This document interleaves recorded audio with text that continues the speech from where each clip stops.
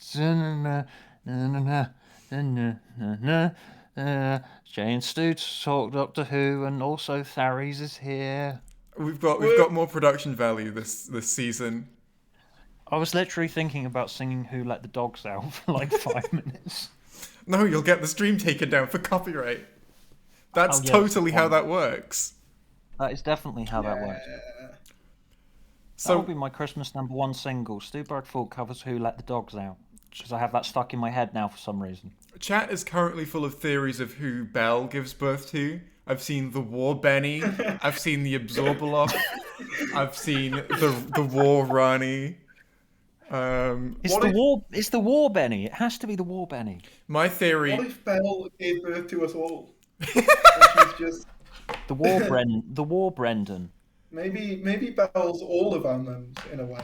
My genuine theory, genuinely, is that it will be a baby Stephen Moffat. The baby will emerge, and it will be a baby, but it will have Stephen Moffat's adult face. And the baby will be called Meven Stoffat. Oh, Oh, look at me reusing jokes that I told about 5 years ago. It's okay. People's memories haven't don't go been back around five long enough years. for that That's issue. the. No, it's from a He Who Moans from a prediction corner. I dare someone to go and find the video that's from. You know that at least one person in chat knows. They remember specifically. I had a comment from someone the other day who was talking about a radio show that I did 10 years ago. So some people have been following me for that long. To that point, it's just a bit. You're like, oh, leave me alone, fan. Stop being Well, a no, fan of me. Well, no, I think it's No, kind of cool. I think it's cool Although and the cute. only, although the only Yeah, thing it's that endearing. the only thing that I remember about that student radio show was that one week I genuinely couldn't be bothered to make a show, so I played a compilation of barnyard animal noises for an hour during my slot. I mean, it had a listenership of about 50 something, but if you tuned in at that 50 time people tuned on into that day, animal noises. it was just the set. Well, I'm yeah, in the wrong profession. I've decided. I'm rebranding. you I am just do now that. Tharries Barnyard Animals. That is my thing now. I Welcome was everyone. broadcast off. I was broadcast on an FM radio frequency. You're both of you are too young to remember those. Well, welcome everyone. I'm too young to remember the radio. I don't know what that is. Welcome everyone to the Animal Noises stream. Today the three of us are going to be making animal noises for your entertainment. Bar, Bah. Welsh. Bar. Cluck. Yeah. But people keep on telling me that I keep distracting everyone. So yeah, Doctor Who. Yeah, we're here to talk about Doctor Who Flux, episode 3. That's the one we're talking about right now. Once Upon Time. Yeah, Once Upon Time. I like that's the best Parsley- title I think we've had so far. The twin planet of parsley, sage, Oh, cumin, yeah, and the planets- and cardamom pod. Well, a lot of the planets on screen aren't named, so we can just headcanon that they are called Parsley and Sage. I want to go to the planet Parsley. So the episode opens with a very weird decision to me. I think this is going to have passed most viewers by.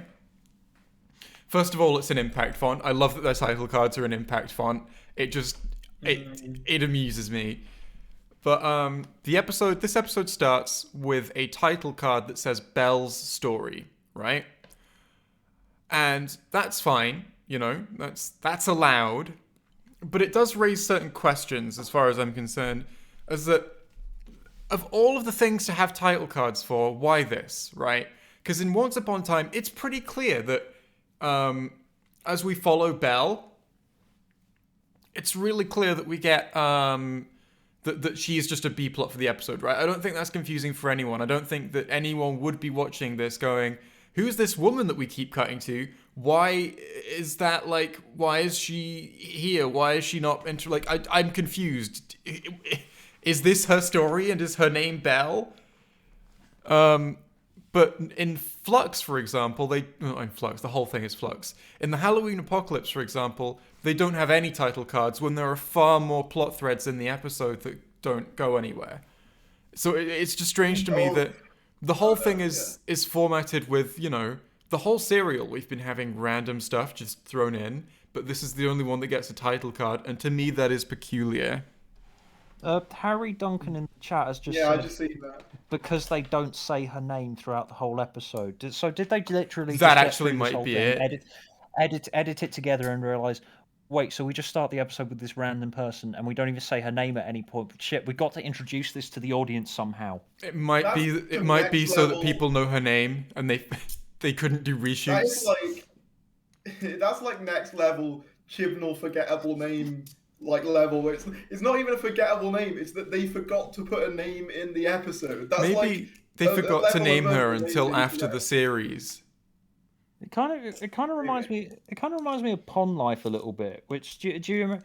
Do you remember? Oh yeah, of course, both of you were fetuses at the time. But Hey, yeah, I was like 13. Asylum, Might Asylum, have been like Asylum, what was it? Yeah. no, but in Asylum of the Daleks, there's this whole B plot about how Amy and Rory got a divorce, and then they get to Yeah. the end of that production cycle, and then they realize, wait, shit, we didn't have any precedent for their having relationship problems whatsoever, so let's put out this little mini-sode which justifies them breaking up, But doesn't at all. but also doesn't at all. Yeah, so I agree with that. That was a problem. So it's like here we fix a problem by dragging and dropping some text onto a black screen. Just to answer someone in chat, someone's asking if they can say stuff about episode 5. No. Yeah. Very sorry, you cannot. No I episode will- 5 chat today. It just aired That'll right be before this. another time. And as Doctor Who fans, neither Stu or I have seen it. Tharries has, and he's keeping all the secrets in his brain. I am. I'm much like Chris Keep it, Chibnall in a way. keep it in your mind palace. Yeah. I will. No, that's a Along Moffat with- reference. You're not allowed to do that. Keep it in your Broadchurch. I've not seen Broadchurch. Keep it in your temple of Atropos. My broad church is very large. No. Oh, I know. Remember the episode? That's not even an innuendo. Like, what the fuck am I saying? Tharries, remember, instead of remembering the episode, remember it as an Irish policeman. If ever thoughts of that, if that episode come to mind, replace them with Brendan, who was a policeman from Ireland.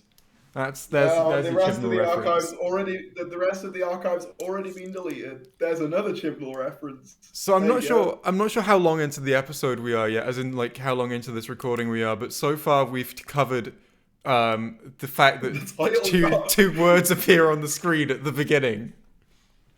Yeah, Bell story. Well, that's what Chibnall does all the time. It's like suddenly we're in like Morocco or somewhere, Well, yeah. and we're being told what year it is for some reason. Why, Tharries? You're not Tharries. You're Stuart. Stuart, why was Morocco the example that came to mind there? What could you have seen that? I wonder. Yeah, what could I have seen? It's JX's accurate 13th Doctor parody, which is a video on JX's channel, which you can go and click on. That's true. And I recently saw you talk about skins, although I don't have a good segue into that. Yeah. My channel is called Stu Bag Fool, and you can go and watch a video on it that I made recently about a TV show called Skins. So Can I in the word Reddit occasionally? Yes. Like occasionally just scream the word. Because that's the only thing I think my legacy is. So- you're the guy. Because that happened at the BFI once. It was just like, oh, you're the The Reddit Reddit- guy. I was Re- like, yeah. Rebbit guy. Are you like? Reddit. the episode Rabbit. starts with Oh yeah. So yeah. Let's stay on topic. So the episode starts with Belle journeying through these sectors. Yeah, so she starts in the Dalek sector. I am convinced right now that the fact that the Daleks were in this for no fucking reason at all means it's not going to have it. We're not going to have a Dalek New Year special. It's not going to be the Daleks this New Year special because this is so we have to fulfill their appearance quota for the year, the legal appearance quota that the BBC absolutely has with the Terror Nation estate. Well, no, the Daleks are definitely going to be the last Jodie special.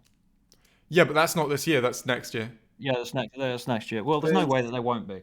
I don't know. My theory is still that the Daleks are behind the flux because it's always the fucking Daleks. I don't think so. I don't think. What if it's Tim Shaw? I just have to say, That'd be the shittest answer, right? it would, but it would be the most cheerful answer. But I have to stay quiet at this point. What if? Do you know? Do you know who's behind the who flux? made the flux? I do, I think, sort of. Oh, okay, interesting. So Okay, so a lot of this is going to be outdated to you. It is. We're practically Victorians at this stage. I kind of feel like, you know how, like, when, like, in a Doctor Who episode, they'll go to the past, knowing a terrible event's gonna happen, and they can't say anything. It's like, the sort of a whole event flashes before their eyes. That's what's happening to me now. You know, like Pompeii. Oh series dear. one? That's me. So what you're saying is we're all going to die. So yeah, Yes. there's this Bell lady, and she's journeying across different sectors of space. Which, Yes. which I have want like the to. Daleks in them. There's the Dalek sector, and there's the Cyberman sector. She does that later, doesn't she? Yeah. So I want to briefly mention And the there are- fact that the CGI Daleks are off model. Not sure why this keeps happening. They were rough when the Daleks switched from the physical props to. First of all, no idea why these aren't physical props. It just looks worse because they didn't take any physical props out. Because this was filmed during coronavirus and having more people on set to I see. carry models out. That's probably the explanation. But then just don't put the Daleks in it at that point. But they have to Well, but- contractually, is the main theory. Yeah, but like... And there's got to be something in the shot. As well as like I mean, then- true. Then again, I We suppose. see the Then again, Cybermen later on, don't we? Then again, So- then again, I suppose they could just have those like weird flying color things that they have. Well, there's no reason that this can't be a studio like thing. That this couldn't have been something they filmed in a studio with a Dalek prop they just had there. True. Or they could have, they could have filmed an insert of a Dalek in a studio, and have like Bell look and see like a Dalek going in front of a wall, something that you can film indoors. Because and the CGI Dalek is off model. I want to see if anyone can spot how. I think I know Right. what you're going to say. I think. That was But I'm not- wrong. Yeah, so Tharries may know. I might. Chat, what was wrong with that Dalek? Why was it off model? Because they were off model in Revolution of the Daleks as well. The lights were on at the wrong orientation. I'm a nerd, Wait, were but they? they were. The lights were. So I'm trying to figure out how to explain this with my words. In your regular Dalek, the headlamps, they've got, you know how they've got struts along the side of them, the lamps. Yes. So those struts are normally at like those normally like you can picture a Dalek and you can picture what part of the Dalek the lights those struts are on, right? They were rotated like 45 degrees so that they were all at the wrong angles, and it's like call me a nerd if you like, and you'd be right, but I didn't have to try to notice that. This is just the thing that I noticed, like, oh, that doesn't look right. Yeah. Oh, yeah, Jay, yeah. you nerd. Imagine caring about Doctor Who, right, Stuart? Chat's got it Oh my right. God. Oh my god, people notice these things. Chat has got it right. The neck vents are moving with Yep, the head, that's what which I don't know. I don't know why you make this mistake. I guess I honestly feel like this might have been contracted out to a CGI company or whatever, who literally were just given a picture of a Dalek. And just read the script as like it turns its head, and they had to guess what that meant. I don't work in production, and I certainly don't work in visual effects, so I don't know how this kind of thing happens. But it does sort of feel like the kind of mistake that would be made in like the 60s or 70s, doesn't it? Rather than now. Yeah, I mean, like Chibnall stuff kind of feels like that generally. While like some of the mistakes it makes, I mean, especially Flux, I should say. Like some of the mistakes it makes are so like basic that you feel like we'd have progressed beyond that point, and it's not just a COVID thing.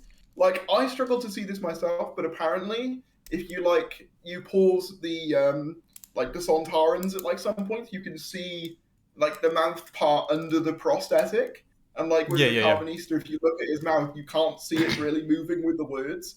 Um, so yeah, things like that like would have been more of an issue like in the 1980s. Like There is a oh, weird here. there is a weird scale. Although I do think that COVID probably has a lot to do with it because the Jadoon last year looked really bloody Yeah, good. and this Yeah, they series did. looks really cheap, like really cheap.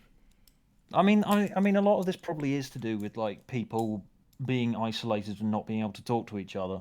Quite possibly, we do. I was forgetting that this was made in like the peak of lockdown.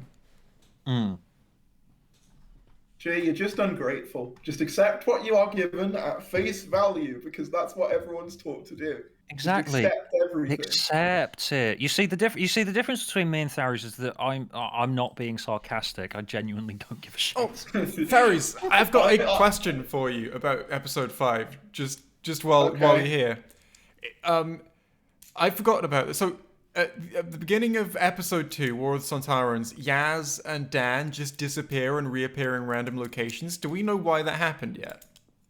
Uh, in episode 3, we talk about they disappear, reappear in other locations. No, in episode 2 they disappear and reappear in random Oh, locations. It's in right at the beginning of the right. episode, Yaz disappears and appears in the Temple of Atropos, and Dan disappears Yes. and appears in modern day Liverpool. Do we know why that's No, why that happened yet? they do no. Because the flux makes things go Because all flux, fucky. time travel, mess, blah. Yeah. That's about all the explanation we get for that, and I don't think we'll get any more. So in Belle's story, we get introduced to these weird floaty blue things that appear to It's Twitter. it is Twitter. So it goes and it dissolves people, right? This like blue swarm of coom in it. It floats around and it dissolves people. Do they like the Vashta Narada? I don't they A teleport bit. people? I forgot. Did we get an answer to them? It's not plot significant because it's only vaguely in my head that it even happens. But I swear we got an answer to like No, they teleport people or something. I thought they just dissolved people. Wait, Like can we? it's completely not in my mind what these things even are. It's complete. Yeah, I've I think lost it. that's the dissolving thing, isn't it? They're pretty floating color things. No, I'll be honest. I think that a lot of people. Should we get into the common criticisms? A lot of people say that this episode is just as confusing and poorly structured as episode 1. But I don't think that's the case at all because this episode actually does introduce a narrative device that is the reason for having multiple plot threads. Like multiple plot threads isn't the criticism of episode 1 that we have. It's that none of them. They're all like scattered randomly. They're still being introduced in the last 5 minutes as hey, here's another completely new plot thread, and there's no rhyme or reason to any of it. And it's a very different form of criticism to this is a story that has like 3 plot threads, right? That's fine. I don't see why people criticize that as being poorly structured. Yeah, because getting into the explanation for what it is, it's the Doctor's on this planet called Time, So yeah, she goes into this time storm thing. we left off last week. We forgot to talk about the cliffhanger to War of the Sontarans, right? Is that Yeah. the God, Flux is so confusing. There's just too much to remember, honestly. So Swarm Yeah, no, exactly right. and Azure, these two, not that's Dan and Azure. That's not Swarm and Azure, but the glittery skull people. They take Yaz to a temple on a planet called Time, and they they say I can't even remember why they say they're going to do it. They say they're going to No, I can't either. run loads of like time through Yaz's head for some reason, right? To They turn like her into a Mori, was that what it was? I they were looked. gonna basically use them as like Oh, sort yeah. of yeah, like replacement like dodgy Nori. So kind of like if you don't have like car parts to fix your car, so you'll just put like a random Put Yaz in normal there. battery in your car. Like yeah, like Oh, just random Yaz getting shoved into a car. Thank you, Tharries, because I have been wanting someone to try and explain Flux to me like I'm a casual viewer, because I essentially am at this point, because I can barely pay attention to it. I'm No, gonna like be honest with you. I follow it regularly, and I don't consider myself like all knowledgeable about it. Like, there's some things where people will be like, "Oh, this happened," and I was like, "Did it?" No, yeah, that's just how This is Flux feels at this point. It's going to be so hard to critique this because I'm going to have to watch it 50 times to figure out everything that happens in it. 50 million years of Chris Chibnall. It's like your equivalent of Heaven Sent. You know, it's every now and again you just whack through the But wall. that's the thing. The wall. That's the thing. I should be used to things like this because Once Upon Time is essentially a new Who's Zagreus. Because Yeah. it does exactly what Zagreus does. It's some sort of weird dream sequence like thing where we're told lots of different stories about lots of different characters, in which characters that we're familiar with get recast in other roles. That's essentially exactly what Zagreus did, and I like Zagreus. It's big, weird, confusing, and stupid, and lots of people are not going to get it. But I admire the spirit of it. I admire the adventurousness of it and the willing to experiment. It's just very weird watching New Who do it because New Who is this big populist drama that apparently people want it to be popular again, Yeah. and yet it's doing weird esoteric things like this where casual viewers can't follow it. Yeah. So I find that generally. Oh, sorry. You go on, Jay. Well, I was about to progress. So if you've got Yeah. let out your comments, and then I will I was progress just the gonna narrative. say, like, I obviously talk a lot about, like, I guess, like, Chibnall's approaches to things, and I guess, like, that's, like, the whole thing with this era, is that I don't think it knows what it wants to be. Part of it wants to be this, like, you know, populist version of the show that everyone can get on board with. Then there's another part of it that wants to be, like, Chris Chibnall's fan fiction from when he was, like, 12. And, like, those two things are constantly at war with each other throughout these three series. And, like, to varying degrees, like, you know... Well, Series one moving 11 out, Series obviously- 11 is very accessible to, like, everyone Yeah, so who Series wants to watch 11 it. is Chibnall attempting to suppress the fanboy part of his, like, inclinations, basically do his take on a populist version of the series. Series 12 is him trying to, like, I guess, do some things that are accessible, but also, like, intertwine a bit of the stuff that he wants to do, like his fanboy stuff. And then Series 13 is just full on, here is my fan fiction. That's Watch it. That's actually a much more charitable reading than the one that I've been offering, where it's a response to previous criticisms of previous series. That's true, but then at the same time, like, the weird thing about Chibnall is, yes, I understand that some people see some of the changes as responses to criticism, but then equally, like, a lot of the criticisms people have made have just remained entirely the same. Like, I remember a massive, like, criticism, and I'm not saying it's a correct or incorrect criticism, it's just a common criticism people had, was the oversized cast of episodes in, like, Chibnall Doctor Who. So rather than take the opportunity to focus on, like, maybe just, like, how, as I said, the Doctor Who companion, Chibnall decides, let's bring on another one just for the hell of it. So sometimes it kind of feels like he's, like, entirely antithetical to what his criticism is. But I'm not saying that's a good or bad thing necessarily. Yeah. I'm just saying that. Well, he can recognise what people like, because people liked Bradley Walsh. So what he's done is, again, big celebrity stunt casting from Light Entertainment. But he did have a huge criticism, was there's too many people in the main cast. I don't agree with that criticism, but it was a very popular one. And as soon as two big main members of the cast leave, he brings on, like, two more people to basically fill in their roles. I do remember showing someone, we mentioned this last week. Because Vinder is essentially a companion now. Yeah. I'm going to reference the fact that when I posted a picture of the Doctor with Yaz, Dan, and Vinder, that someone thought that Graham and Ryan had been recast. Oh yeah.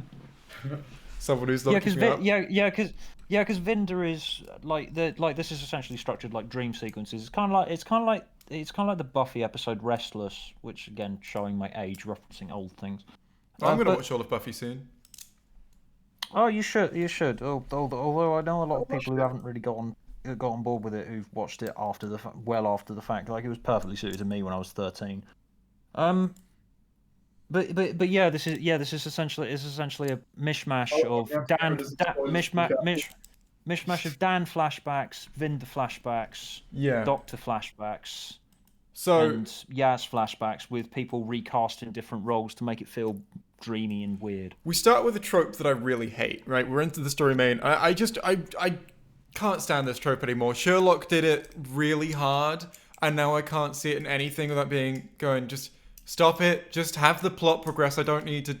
So it's when a character, and Heaven Sent does this, right? This is my main criticism of Heaven Sent, is that you'll have a character in a really dangerous situation, and generally for this trope, it'll be a situation that's actually happening very quickly, and then it'll cut, and it's like, here's what's going on in their head the whole time, and it's like delivered with a monologue of this character, and it goes through as they work out exactly how to solve the situation, and it's probably got like fancy visuals and stuff. Sherlock did it Sherlock did it so much with like there was like a 10-minute sequence of him figuring out how to survive being shot, right? Yeah, and even Moffat's Doctor Who did it occasionally with 11th Hour as well. Like I remember, it's like that's very Sherlocky. But Jay, how do you know what a character's thinking if they don't literally tell you it? Yeah, so like in Heaven Sent they had the 12th Doctor jump out of a window and then like dive into some water, and like it's almost lampshading where he will during the dive it shows like it shows what's going on inside his head, portrayed on screen as him standing in the TARDIS, talking, okay, so how am I going to get out of this one, right? And then it shows him like figuring it out before he even hits the water. And then in this we have like a it cuts like in the split second where Swarm is about to snap his fingers and send all of time energy running through Yaz. It shows the Doctor figuring out exactly how to deal with it. And I'm just like, I don't understand why this trope is included. It feels like lampshading, even though there would be no issue with just having the Doctor just do the thing. Like, I don't need to see the Doctor figure out that she can stop the time flowing through Yaz by entering the time stream herself, because the second that she enters the time stream herself and it prevents the time flowing through Yaz, I'll be like, oh, she must have thought that if she does that, that'll stop the time flowing through Yaz. Like, I don't need an extended scene of her going, right, Mind Palace, shoom, shoom, shoom, what am I going to figure out? Ooh, you know?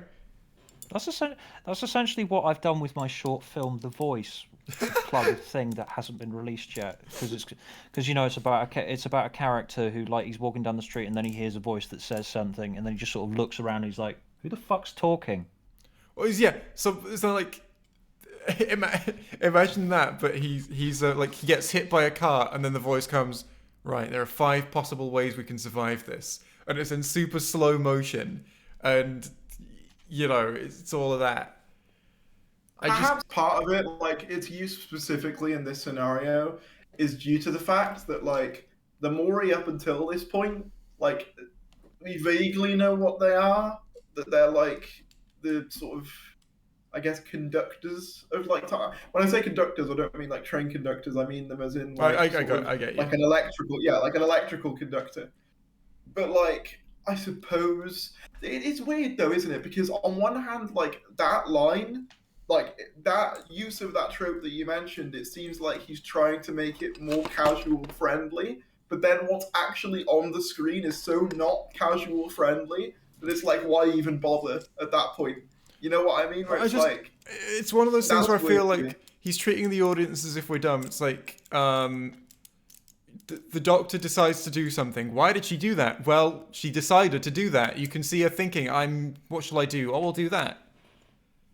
Yeah. But the Doctor walks into this like corrupted time stream and has all of this time energy flowing through her, and that's the premise of the episode. The whole thing takes place with time energy flowing through the Doctor, and I'm a sucker for big like surreal episode premises, and this is one of those. And that's I enjoy the premise of this episode, right? So what we have is the Doctor, Yaz, Dan, and Vinda are all in this are all like forced into this broken time stream, and they all have the like time flowing through them, whatever the fuck that means. And they all get essentially their consciousnesses sent across time. Also, there are weeping angels. That's going to be relevant later. Yeah. We see a weeping angel right at the start of the episode in this time stream. So they all fall into like this purple goo. There's a weeping angel in the purple goo at some point. Let's see, is it? Yes, I think. Yeah, it is. It is, but I can't find the shot of it. That's what I'm looking for. Oh, right. Oh no, I just thought you were asking. I wasn't sure. It's Yeah, near it's this. there's a Yeah, there's a weeping angel in this time stream, and it's following Yaz for some reason, And we yeah. All, which I still can't even figure out, even though I've seen episode 4 at this point. Yeah, it really is like now we've sort of seen. I obviously know we're on episode 3 here, but like it's so weird to me that like there's an entire subplot in this episode that is entirely just dedicated to let's set up the next one. It felt really odd to me on broadcast. I understand that like I know it's a serialized thing, and people will be like, "Well, you said you wanted it to tie in." Yeah, but it just feels so. It just feels like so crowbarred in, and I It feel is. like It really it could is. have been used like for other people, other people, other things. You know what I mean? Like it could have gone. That time could have gone to other things Was it? that perhaps needed it. I don't know. I'll happily say this is my favorite episode of Flux so far. This is my favorite, probably Chibnall Really? Panned episode. But Yeah, I'd have to agree with that actually. I I think. actually disagree. But What's your that's favorite? Is Village of the Angels your favorite? No. Which one is yours? One of those filthy people who like War of the Sontarans at the moment. Oh, I see. Sorry. Yeah. You're permitted. They're all valid choices to be favorites, except Arachnids in the UK. True. It's just like this one to me was kind of the one where I was like, yeah, I'm not vibing with this. Because the thing that happens to me with like it happened with me with Series 12 as well. You get into a place where it's like, oh, I think this is better. Okay, And I then just it's want. like, I want to highlight the chat. Someone in the chat said, "Oh no, a subplot. How could they? Like, come on, man. Really?" It's not a subplot in this episode. It's not relevant at all to the events of this episode, is If it? you hear what, it's like I'm just trying to imagine like I've just fuck it, bad faith's your argument. Like if you hear that and think, oh, you just hate subplots. I don't know what you're doing here. Yeah, this is like Twitter in a nutshell. It's just, oh, so you're saying you hate subplots? No. Did you come It's here like from Twitter? Probably. No. What was I gonna say? Something about. They're still. Oh yeah, so this one for me was kind of like. Hang on, no. This person actually has come from Twitter. Hang on, I want to read out all of their chats. They started saying, Okay, hang on. They're arguing in chat. Let's just go up to. Oh god, they've said a lot. Just let them. Seriously, you're comparing right? So okay, let's just go through this, right? So we start with, seriously, you're comparing Vinda and Ryan, bordering on racism there, lads. Oh my god. Who compared? You've come from Twitter, haven't you? So that was that Twitter thing that you were doing.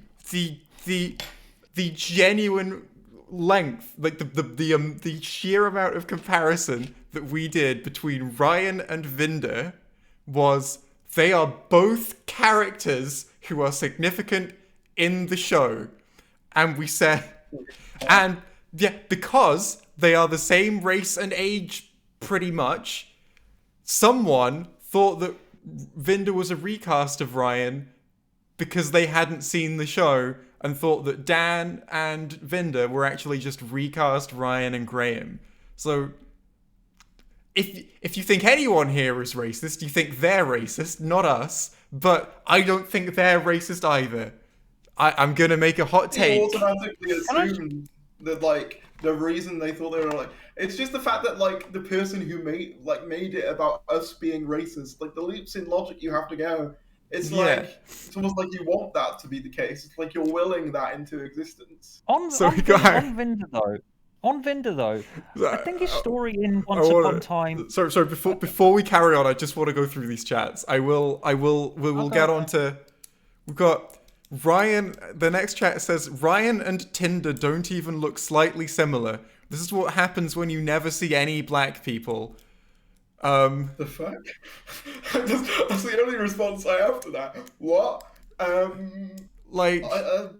No, they don't kind of look like- similar. I don't think anyone confused them for each other. Like, no one was saying this is literally Tosin Cole. It's like fucking someone thought that maybe it was a recast. Like, Don Cheadle doesn't look like the guy he replaced playing War Machine, because generally when you recast a character, the main priority you go for isn't they need to look exactly alike. with the person they're replacing. That's not how that works. Like, no, one person thought they were recast because they're the same age, because they're roughly the same age and the same race, right? That's all we're dealing with here. Yeah. We've got explaining it for younger viewers, in brackets, the show is for everyone. Right, when I was 8, this shit wasn't in. When I was in 8, this shit wasn't in Doctor Who, and I followed along fine. Children aren't dumb. But I'd also say, like, Flux, though, it just blatantly isn't for everyone, though, is it? Like, the show might try, you know, like, the show as a whole and the brand as a whole might attempt to be for everyone. So, yeah, But yeah. Flux, it's very obvious it's not catered to everyone. Like, it's very obviously catered to a very, very niche fan circle who will get a kick out of seeing stuff like this, the shot that we're seeing now, Yeah. where the Doctor is leading a unit of division people. You know, like, it's, yeah. So the argument as well that it's for kids, I don't know. Like, I don't think Flux is particularly. I've watched Doctor Who my whole life. It's never been as over-explained as the Chibnall era is before. Literally my whole life since I was since I was a baby, my dad started showing it to me. As soon as I was old enough to comprehend that there was a show in front of me, like, right, I was fine with it. And if ever if something was too complex for me to follow, I would watch a different one. Because, like, this would be like when I was 4, you know? And if ever there was something I didn't understand, kids aren't that fussy. They'll just be like, oh, that's something I don't understand. But I understand that the good guys, they're going to try and beat the bad guys, right? Yeah, I'll say as well, like, my first episode was The Next Doctor. An episode which kind of revolves around the idea that a man thinks he's a different incarnation of this character who I was introduced to. And I got the gist as a kid. Bear in mind, when that came out, I would have been, what? 2008, so we're talking like 5. Yeah. And I got the gist. Then the next chat reads. The next chat reads. I like that 13 thinks out loud. Jay, maybe you and Tharries are a bit dumb. Well, I can't argue with that. Yeah, so the idea that 13 thinks out loud, I mean, for me, like, her constant out loud expedition is one of the most obnoxious things about the character. So, like, I like most of the Doctors think out loud, right? They do, yeah. Because whenever you're writing a character, you've got to think, okay, every line of dialogue that they say that's something they've decided to do. They've decided to say this line of dialogue. So what is their motivations for speaking? And that can be anything. With the Doctor, it's often as simple as the Doctor was thinking this thing and says a lot of stuff that they think out loud. But I believe that generally, with most Doctors, the stuff they're thinking is more than just, what will I do next?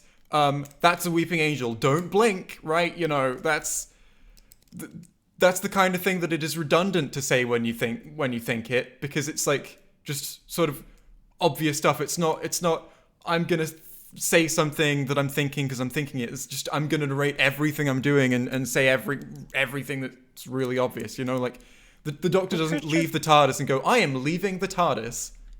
Does the series have a script editor? I have no idea. I don't think so. I don't know. I don't know, presumably, because it's not very concise. We've got Jay and Tharries are constantly rude. Is their next chat? I mean, I don't know whether I've been that rude to people. I mean, I guess if you're coming from Twitter, then like neither of you have told me to go. Well, they haven't included me in that, and neither of you have told me to go fuck myself. No, because Stu, you're golden boy. You are perfect in every way and should never change. Tell me to go fuck myself. No, I'm asking you to. But like, it goes against my program. We got. I can't do it to you, Stu. We've got Jay and Tharries are constantly rude. They actively quote people who are enjoying Flux. Quote tweet people who are enjoying Flux. I quote tweet people who directly criticize me, and I think at that point it's fair game. Yeah. I'm enjoying Flux. I'm gonna quote tweet you now, Stuart. So yeah, we're gonna like. There I said it. I'm enjoying quote tweets. There I said it. I'm enjoying it. I mean that's the thing. We say this thing about it being like antithetical to casual viewers because it's sort of like this constant stream of complete gibberish. But I'm just enjoying it on a level of there are pretty colours on the screen, and there's a talking dog man, Yeah. and Well, that's Dan what, says funny things occasionally. I mean, as I said, treat me like a casual viewer at this point, because I'm just enjoying the pretty lights and the colours on the screen I'll at the say minute. I enjoyed it. I was in that same place until episode 3. This was the one where that sort of stopped for me, if that makes sense. So the first two, I was like, oh, I'm quite enjoying this, and then this happened, and I was like, oh, you know, So what was that's it? where I was at. So what was it about this one? I think it was just like the amount of like setup I felt that it had. but you It was the didn't get that fact with that, Halloween like- Apocalypse, though. No, but the thing is, I felt I could excuse it more with Halloween Apocalypse because it was the introductory episode. I felt like it was like, okay, it's still a lot of setup, but I can excuse it more as an episode 1. Whereas in the midway point, I was like, you've done a setup episode again, and we're halfway through. What? And it was like, it just felt like, because that thing that like Chibnall does especially, where it's like, ooh, here's this question, maybe I'll do something with this later. That's what this episode felt like the epitome of to me, and I felt like I was really tired of that way of storytelling at that point, where it was just like, ooh, look at this question, please be interested. It's like it was already starting to grate on me at the end of series 12, but like when series 13 started pulling the exact same thing, or Flux started pulling the exact same thing, I was very much just, okay. Well, they've done it in a very, very weird way. Like with, shall I talk about my point with Vinda now? I want to. I do want to finish these chats. I will. All right, go through these. I'll put a pen in it. I want to. Okay, so just in terms of, like, they quote tweet people who are enjoying Flux. Like, I'm genuinely not sure what you're referencing. I've literally never quote tweeted someone who's just like, "Oh, I like Flux." I don't quote tweet people for anything like that. I've quote tweeted people for like shitting on me. I've not even like. I think like I'd quote tweet people if like I disagree with something, but I offered my own viewpoint. But it was it's like sometimes like, I think people assume that like quote tweets are like directly meant to be attacks, when sometimes it's just your way of like weighing in on like your own personal like view. It's not always meant to be this massively hostile thing. And I guess you could argue, oh, just reply. I guess I could do that. So if I have done that once to you and it made life difficult for you, I'm sorry. I can't remember doing it. Yeah, I don't really know what else to add to that. Like, I don't really put that much thought into Twitter, I can't lie. I don't even do that. I'm not sure that I've quote tweeted like a single person who just liked Flux and was like, yeah, this episode was good. I don't think I've done that.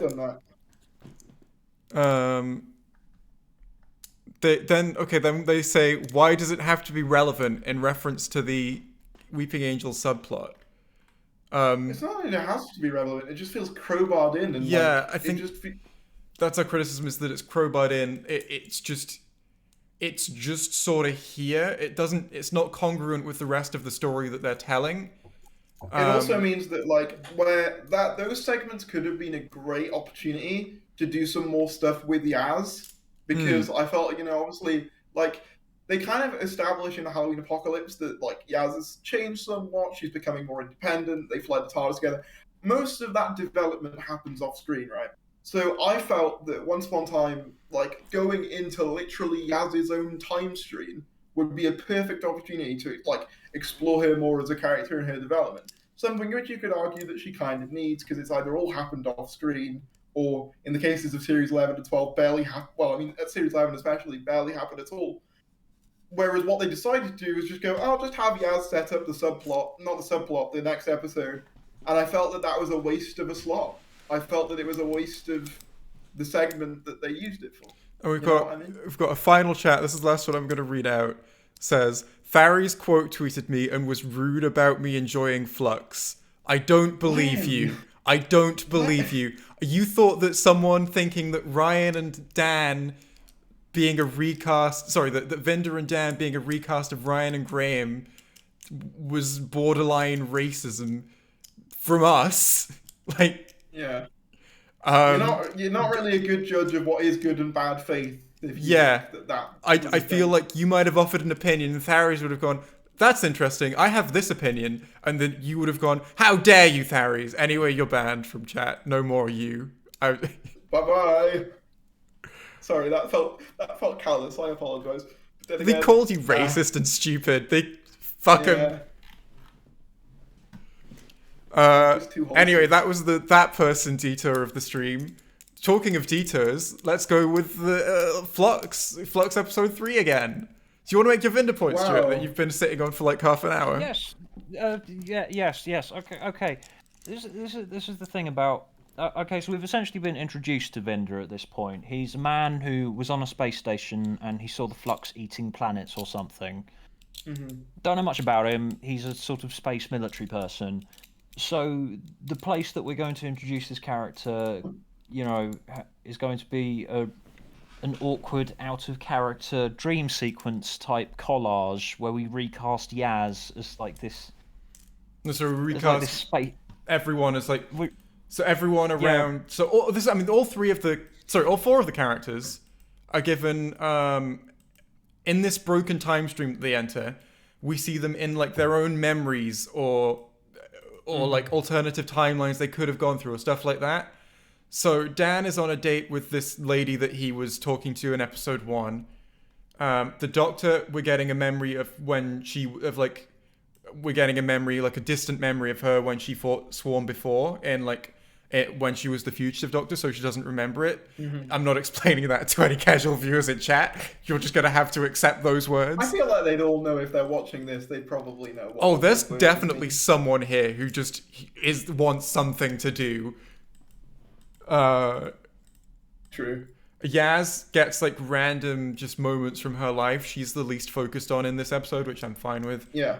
And then Vinder, we get basically his backstory where he is a dude who... He's a space military guy who did something to piss off the Grand Serpent. He was a whistleblower, right? That's what we can... Yeah, he was a whistleblower, and they exiled him to that space station. So you're watching this, right? You get introduced to this guy who gets exiled to this space station. Okay, fine. Just to be clear, so people aren't confused, sorry. All of the characters from their life like are recast as the other people in the broken time stream. So this isn't literally Yaz. This is like some old dude. We see him once. He's like an old dude who's like a military general or whatever. But in this, we see him as Yaz.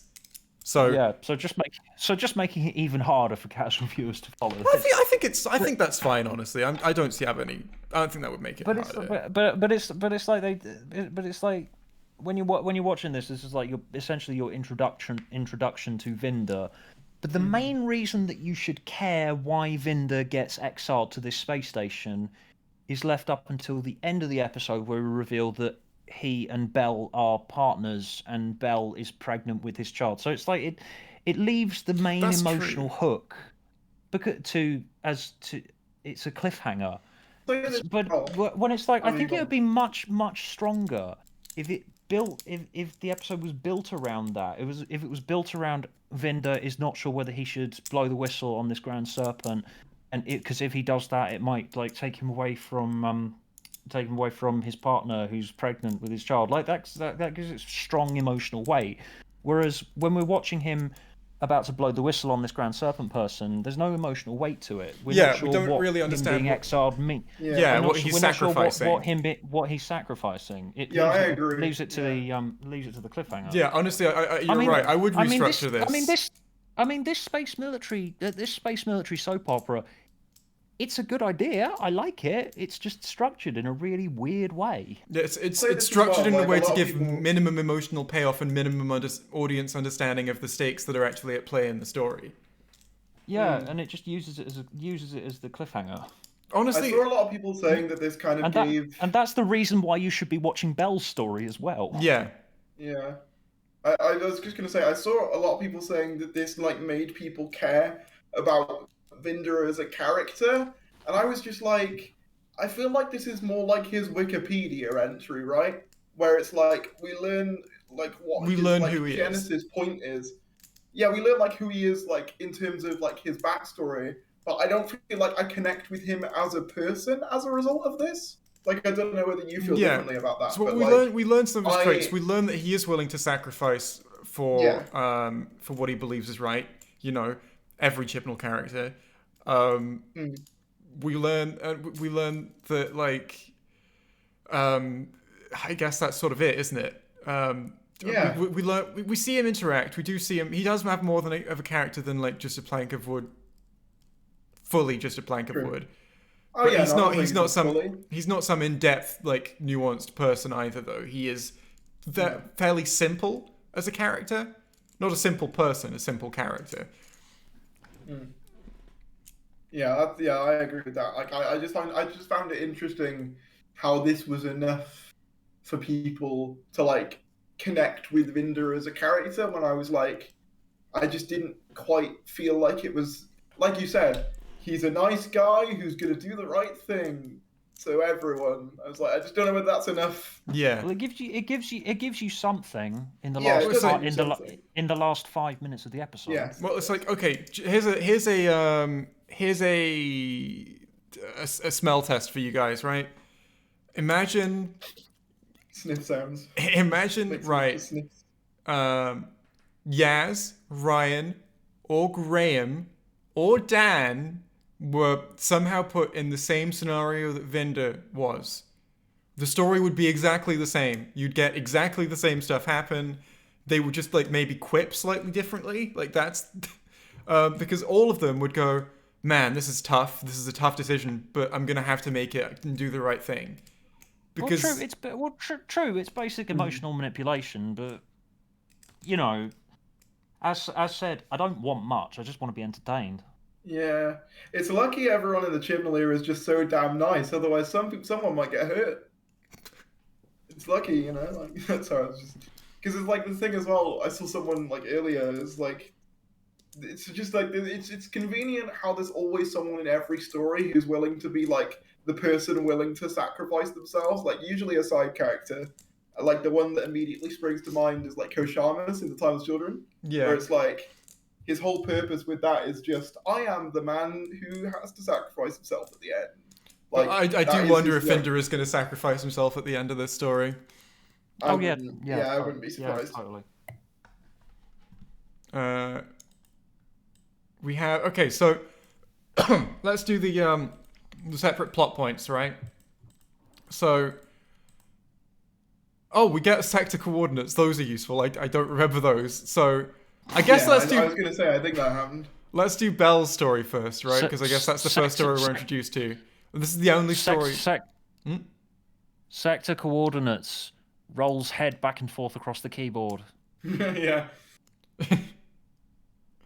So Belle's story is so we follow her as she like flies a ship through the ruins of the universe that's been decimated by the flux, right? Yeah. She starts in the Dalek sector, she calls it, and it manages to escape it, and that's like the first thing we see is her leaving in a ship from what she calls the Dalek sector. And then she arrives and discovers that she's now in the cyber sector and there's Cybermen everywhere.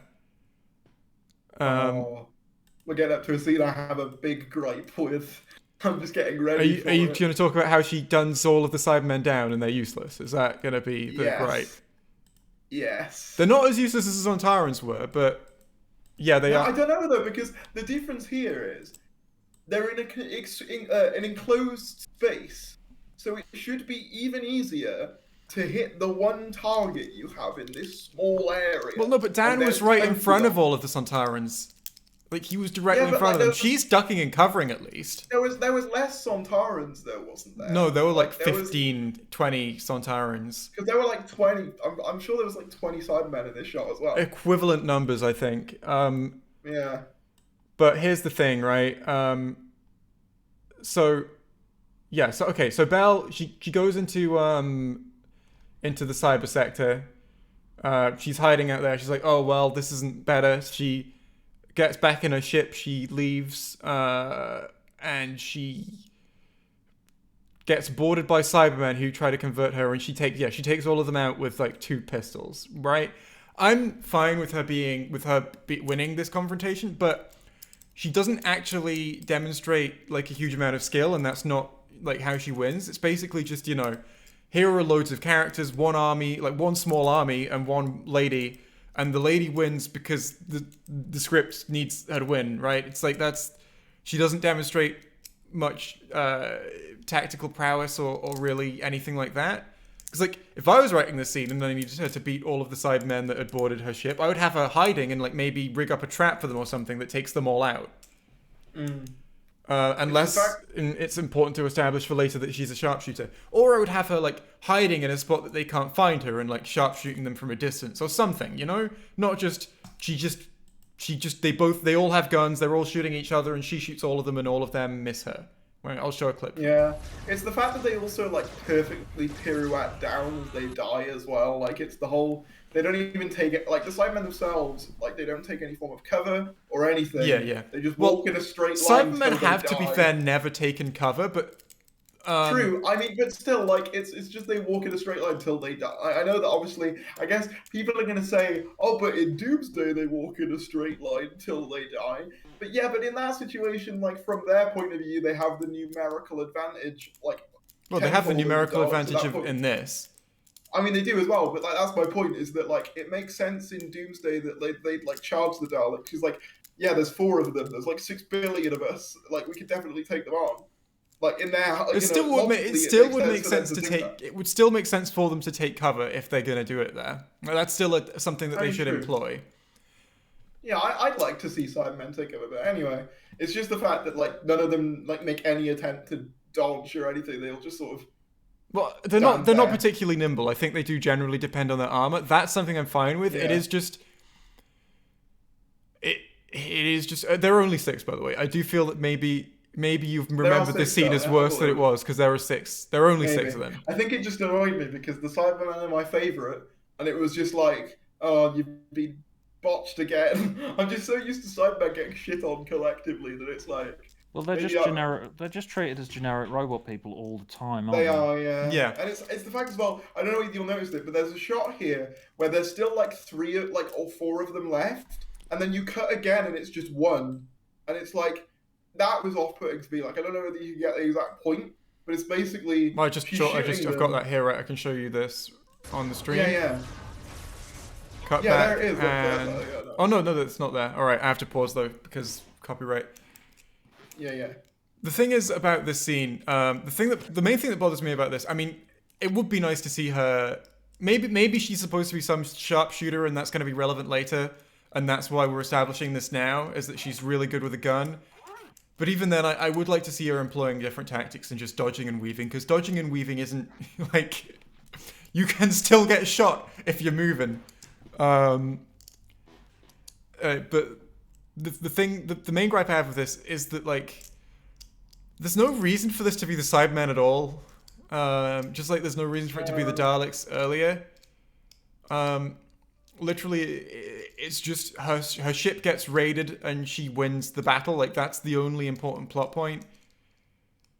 But it's the Daleks and the Cybermen because I guess just name recognition is the only reason I can think of for them to be in the story, other than contractual obligations from the Terry Nation estate. Well, Flux has got everything in it. It's got Cybermen, it's got the Daleks, it's got the Weeping Angels, it's got the Centaurans, it's got the something else, and the I genuinely saw.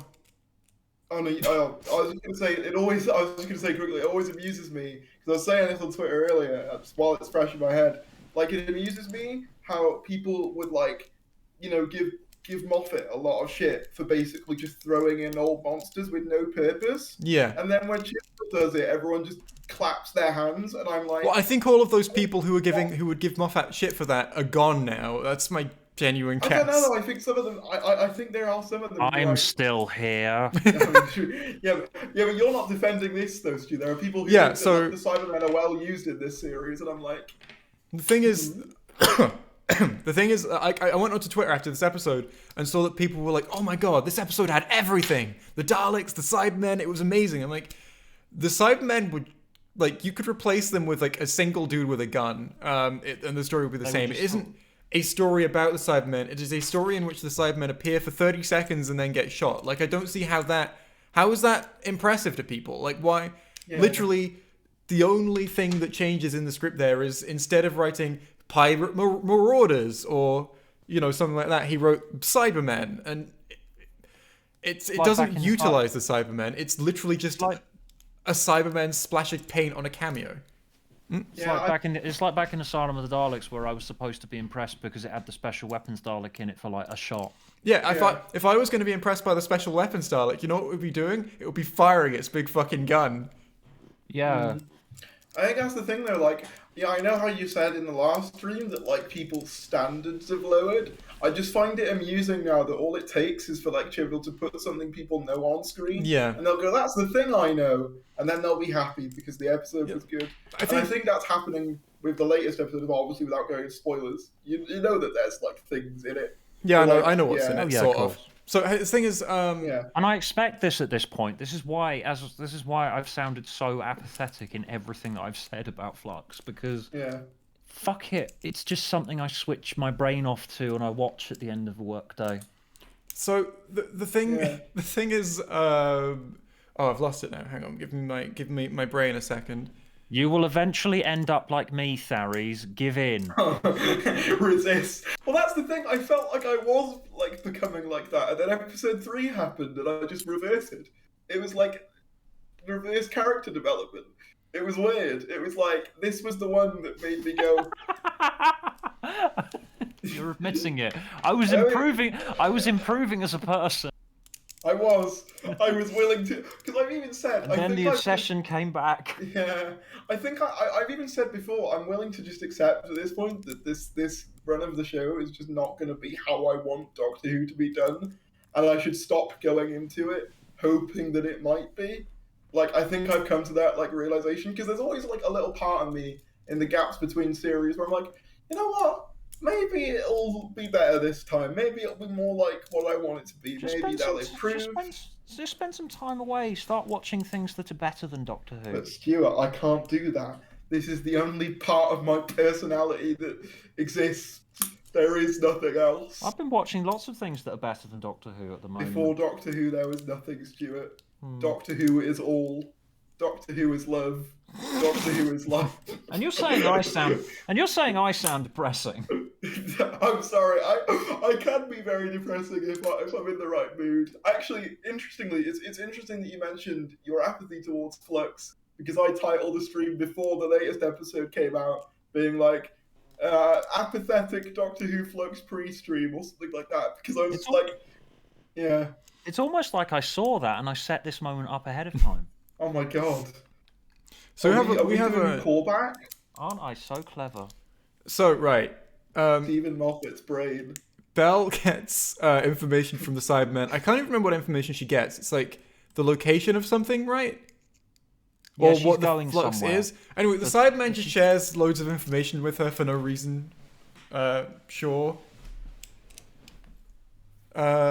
She's on her way to find nice Vinder. Cybermen. Right, that's her mission. Is she just wants to find Vinder and be reunited with him. Yeah, because she's pregnant with Vinder's child. Yeah. Who's the doctor? you can't tell whether I'm telling the truth or lying at this point. You're probably telling the truth. It's probably the Doctor. You'll find out. Because he set that up in the Timeless Children. What was I going to say? There was I was just going to say as well. Yeah, I know how you said that the Cyberman just gives the bell just bell all the information that she needs. So even like the nice virus that Chibnall has for all his characters is even infecting the Cybermen, where it's like, yes, I'll happily give you this information. Yeah. Well, it's just she needed that information, and also we wanted the Cybermen to just be here for no reason, like no story reason. So she shoots some Cybermen, and then one of them tells her all the information she needs to know, and that's the plot point. Like, instead of something actually happening that would teach her that information, it's just, hey, jangly keys that are the Cybermen, and the plot progresses because I say so. I just like the idea that there's a nice virus in Chibnall Doctor Who, where it's like, Chibnall tries to write a mean character, and then just those blue things from this episode just come in and be like, no, they have to help the main characters, Chris. And he's like, but I really want to write a villain. No, they have to be nice. I don't know. I want that to be a thing now. Someone make that a thing. But so carry on. Belle has this. This is something that I like, by the way. This is Belle has this sort of weird Tamagotchi thing with her the whole time. That we're just like, okay, I guess she talks to like a little robot on a screen or whatever, right? And at the end, it's not even stated. It's just implied that that's actually a baby monitor, and what she's pregnant, and what she's monitoring is like how her baby's doing through this little thing with a screen that has like a little smile on it. Because I was watching this episode, I thought it was just like a literal, like a game or something where she had like a screen and she had to keep like a little pet alive on the screen, like a Tamagotchi. Yeah. But no, it's actually a I baby thought it was like an monitor. Apple I actually Watch. thought that was decently well like foreshadowed and stuff. Yeah, I thought that was pretty good. I I'm thought that was happy to say good. that was a good element of the episode. That was Because it was like there's that bit, isn't there, where they go into like hyperdrive, literally just the same thing as in Star Wars. And she's like, "Oh, heart rate's increased. That's understandable given the circumstances." I'm like, hang on, why would they be checking the heart rate for? And then It's an like app- I was, well, I mean, I It's thought an she Apple was Watch. talking about. I thought that she was just talking to like her fake pet Tamagotchi thing, right?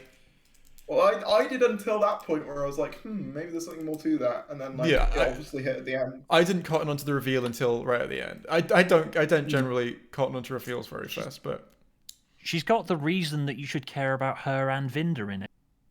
oh right, yeah, the Bubby Doctor. yeah. What's the Because name? children are the future. Teach them well and let them lead the way. Don't let me lead the way. I'm the youngest person here. Don't let me lead. Tharries, now lead the stream. You'll go. Okay, so once the Tamagotchi is, so we were talking about how that's like the baby monitor. Well, I and mean, then- that's the end of her story, right? yeah. So I mean, that's the end of Belle's story. So I mean, like, who do you want to do next, Vinda, or are we like? Well, I mean, I do want to comment. I saw a frame of it, and I want to comment how Yaz was playing Edge of Reality. Yeah. He wasn't really. But no, let's. I guess we'll do Yaz next because she had a very small story. No, actually, that leads into the cliffhanger. Let's do that last. Let's do the Doctor next, right? No, let's do Vinda next. Let's do Vinda next because it does play into Belle's story, right? Yeah, and I already mentioned him. So. Yeah. So with Vinda, we have we see him in like his space cadet training, right? He's apparently a very good. He's apparently a very good pilot. That's one hell of a pilot. Sorry, I just had to say it once. The Force Awakens line. Well, you know, I would honestly prefer if I would prefer Poe and Finn as companions to Dan and That would be kind of sick, actually. I'd watch that. Dan and Vinda. Like they are genuinely better rounded characters, I think, especially in The Force Awakens. That's depressing. Because they're all right, the character in The Force Awakens. I don't like what they did with Finn. You know what? Just tangent. I don't like what they did with Finn. He's a renegade stormtrooper. Like I don't feel like goofball clown is the way to take that. But I still like his character as in The Force Awakens. Before it became the Ray machine. Someone saying the Yaz Gamer Girl scene was cringe. I wholeheartedly agree. Oh yeah, like we'll get to that. Yeah, no, I just got reminded of it, and I was just like, yeah. So, we have Vinda, right? So he's in cadet school training. No, I don't think he's in his training. I think he's just a pilot. I get confused because the place he's in looks like a school, but I think it is just a thing. So he's working for the Grand Serpent, who is this character. I know that he's going to be like in more episodes. I mean, just frankly, it wouldn't make sense if this was his only appearance. But he's like in charge of like Vinda's society, I guess. He seems very high up in the ranks. And he's making a deal with these people from this other civilization. But what but a part of the deal is and this is like off the record, right? Vinda is recording everything. That's part of his job.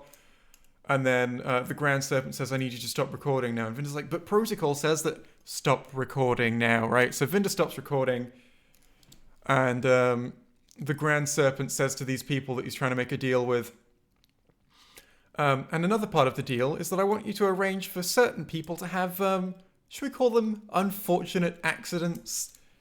This is a character who's not nice, to be fair. Watch him by the end. I mean, Tharries, you've seen episode 5. Don't tell me if he's in that and he's really nice.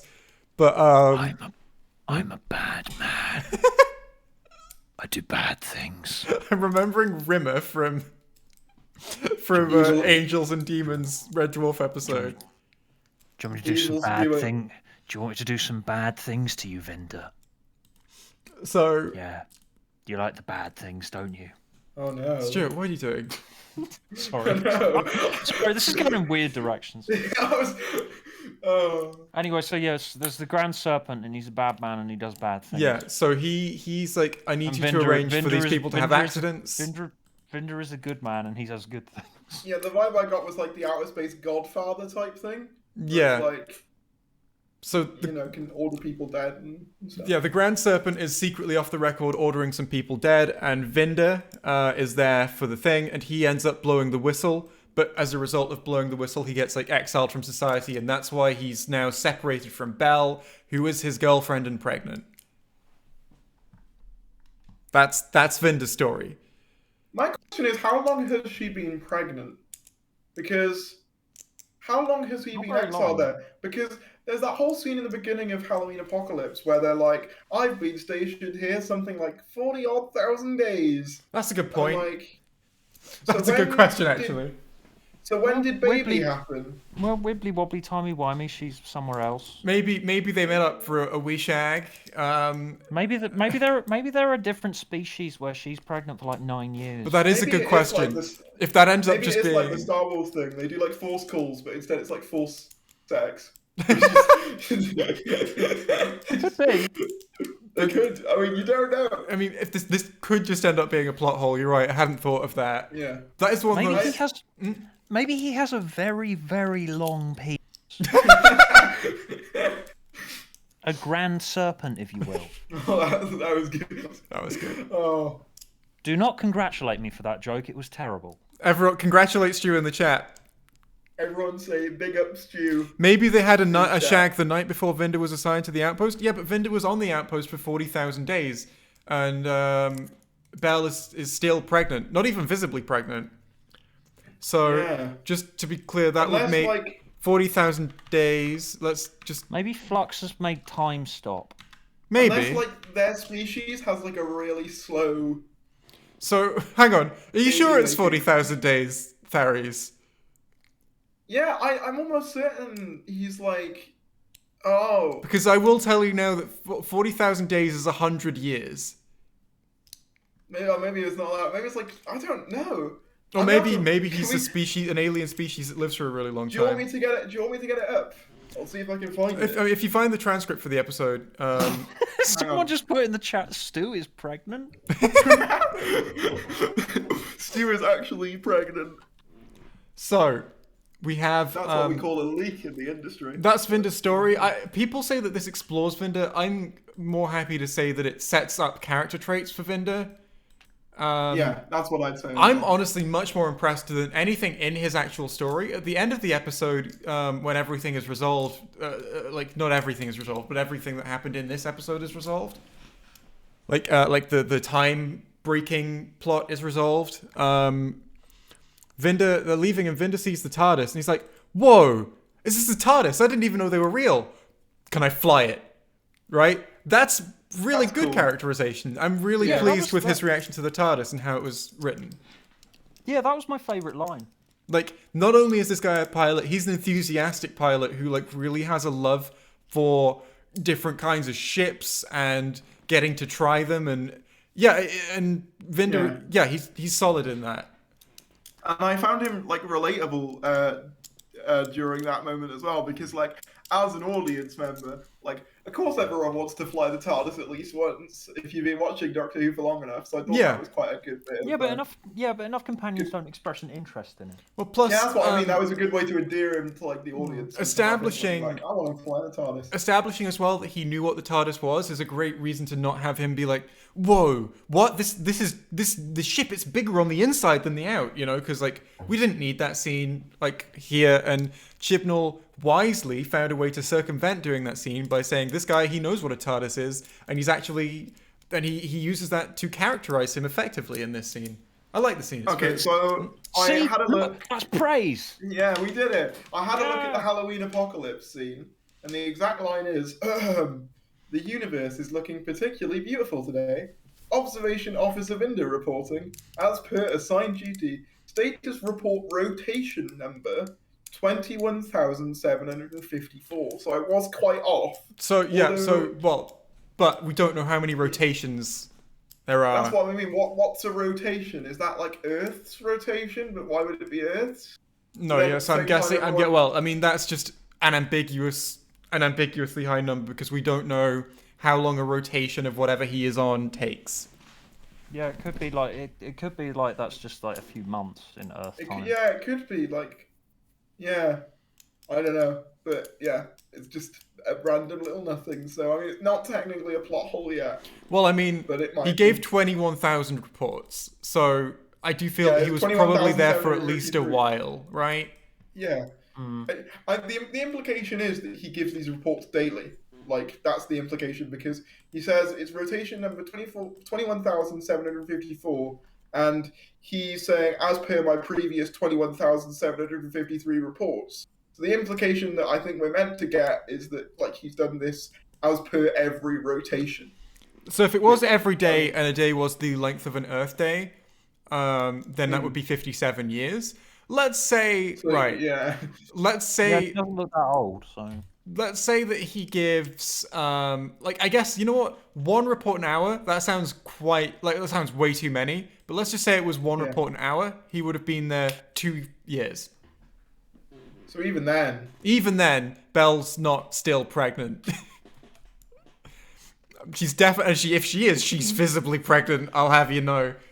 But yeah, Yeah. this is Then like again, a we don't- then again, we small thing. then again we don't know whether Belle's story is happening at the same time as Vinder's. Well, do we? yeah. So if we were watching something that we were Yeah. confident, if we were watching something Oh. that we were confident was very tightly written, we would be going, "Oh, this probably means that by the time Vinder finds Belle, she will have like given birth a while ago, right? And her child, or something like that, or this must mean say- something." But we can't be confident of that because we don't know that this is tightly written. yeah, I'll say. Oh, wouldn't it be cool if by the time Vinder gets to Belle, he finds an old woman, and the old woman says, "I've been searching for my father for the last 57 years," and she's about to die of old age. I mean, that could be They what could we're in do, for. I mean, like the doctor's wife in that one scene where it's like, "I waited for you, Amy, and you never came." Yeah. But like, in a longer scene. I will say, I think Stu said that we don't know whether Vinder and Belle's story are happening at the same time. I do know that now. Oh yes, because you've seen the episode that myself and Jay have not seen. Yeah. I mean, it's not much of a spoiler, but I won't. They say are it, happening because at the it's same not- time. I'll just say it. So that's why you're complaining about it. Okay. Yeah, because there's I'll basically not it's such a tiny little thing, but basically, Belle's ship flies off, and then Vinder is on the planet or like the thing orbiting it that's closest to the ship, and he goes, "Oh, someone's off in a hurry," or something like that. So the implication is that they're happening at the same time. So if that is the case, then I'm kind of unsure as how that baby is not born yet, Anyway, unless they are setting that up for something. But yeah, that's what Vinder does in his time stream. Is he remembers his time as like a cadet when he's not a cadet. I don't know why. It's just, you know what it is. It's literally He's a just that space ranger. it's literally just that there's a statue of like a spaceship outside the building, and my brain instantly went school, and like I can't remember it as anything other than him being a cadet now. Even though like the entire episode, he's not a cadet. See him as a space ranger from Toy Story. He's an Buzz Lightyear. accomplished space ranger. Yeah. But yeah, so him being a whistleblower, that's his story. It establishes his character traits, but I don't think it explores them. I think genuinely we get more exploration in that one scene where he enters the TARDIS than we do in his arc. But we learn that he would do the same thing as any other Chibnall companion in that situation.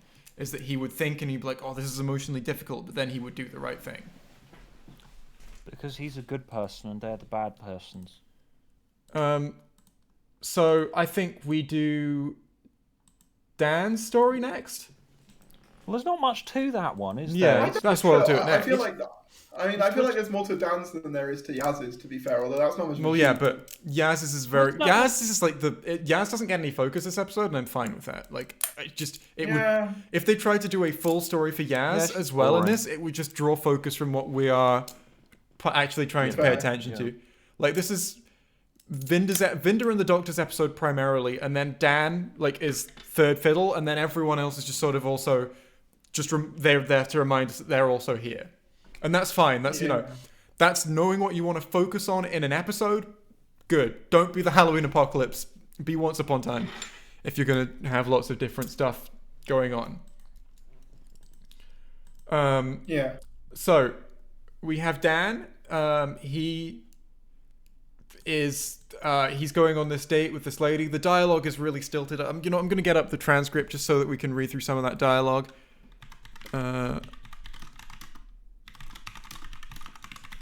Let me get up. I was just saying, someone's saying in chat, I don't think this series is good, but the length of pregnancy is the least of its problems. Oh yeah, Yeah, I'm not that's saying true. it's a major issue. I'm just saying that it's something I picked up on.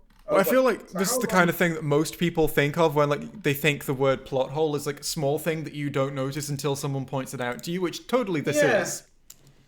Yeah, I'm not saying it's like this actually destroys Doctor Who Flux. So I'm not like a Screen Rant article. I'm just saying that like it's something I noticed upon looking at this, which was interesting. Not that I thought that it was like overly important. No, For not twice shame. upon a time. Sorry, Stu. All right. Oh wait, are we gonna do like roleplay again? You weren't even here for the last roleplay. No, I know, but I was there in spirit because I was watching. I can't find a good transcript of it, so I'm just gonna Okay, tell you. I'll just do an impression. Let's just do an impression of what it is. So, hello, lady who I like. I'm Dan, and basically, what happened to me was I had a romantic thing with a girl years ago, and she wanted to get married, and then we just didn't. Yeah. That sort of. He That talks. sounds terrible, Dan. Sorry, I just felt like doing the high female. Wow, that must have been really hard for you. Yes, it was Yeah, really hard. the for me. dialogue is pretty difficult and stilted and not good. No, I really do like in concept what's going on here of this I really like this in concept way more than I actually like it in execution. Is Dan is in this like broken time stream and he doesn't realize he's in a broken time stream, but everything feels off to him. Like what I'm describing sounds like a really cool Doctor Who episode, right? Is he's in broken time and he's doing something and then he goes, "This never actually happened, did it?" And then he's like back to it, and she says something that snaps him out of it. And then like the Doctor appears as like a ghostly figure going, "Dan, you're in danger. We need to get you out." Right? It's like, oh, this is so cool, but it's just not well executed. Like for example, when the Doctor appears as a ghost, like that's such a creepy shot. I like that shot a lot, but the writing and the atmosphere don't carry. I'm trying to find the shot where the Doctor appears to Dan. Because like the Doctor appearing as a ghostly figure, that could be really cool, right? A lot of you haven't seen this episode are probably picturing, oh, that could be, oh, there she is. Oh, that could be awesome, that could be, but it all depends on the characters and how they interact. So let me just play this clip real quick. Better if how in I was gonna say in episode 2, how you see Yaz and Dan phase out with the vortex energy and stuff.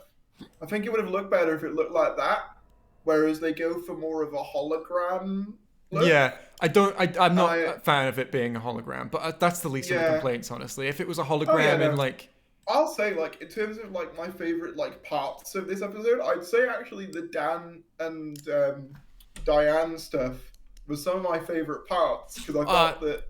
That's the thing. Sorry, you finish your thought first. Oh no, I was just gonna say like I felt that in terms of like I liked that it actually gave us some time to like get to know like Dan a bit more as a person. I understand like the dialogue was quite clunky. Don't get me wrong. There were some bits where it was like, there's a bit where they're talking about the divorce and he's like, oh, that was rough, and he's like, yeah. But that's life, and it's like I don't know. It just feels a bit. Well, I mean, the dialogue and the performances are really clunky through this whole part, which I think is Yeah. really holding it back. Um, it's just, but conceptually, I like this a lot, and the way it's shot, Yeah. I like a lot. The way it's shot, I think, is perfect for the tone that I would like it to have. But then the dialogue and the performances are completely incongruent with the tone that I would like it to have. My favorite parts Yeah. of this episode, by the way, are the Doctor's story and Vinder's story, because I think they have the best dialogue. Um, no, that's sorry. Yeah. Vinder I reacting mean, to the TARDIS and the Doctor's story. The dialogue in the Doctor's story, I think, is unironically pretty good yeah. for the most part, at least. I can't lie. I struggle to like.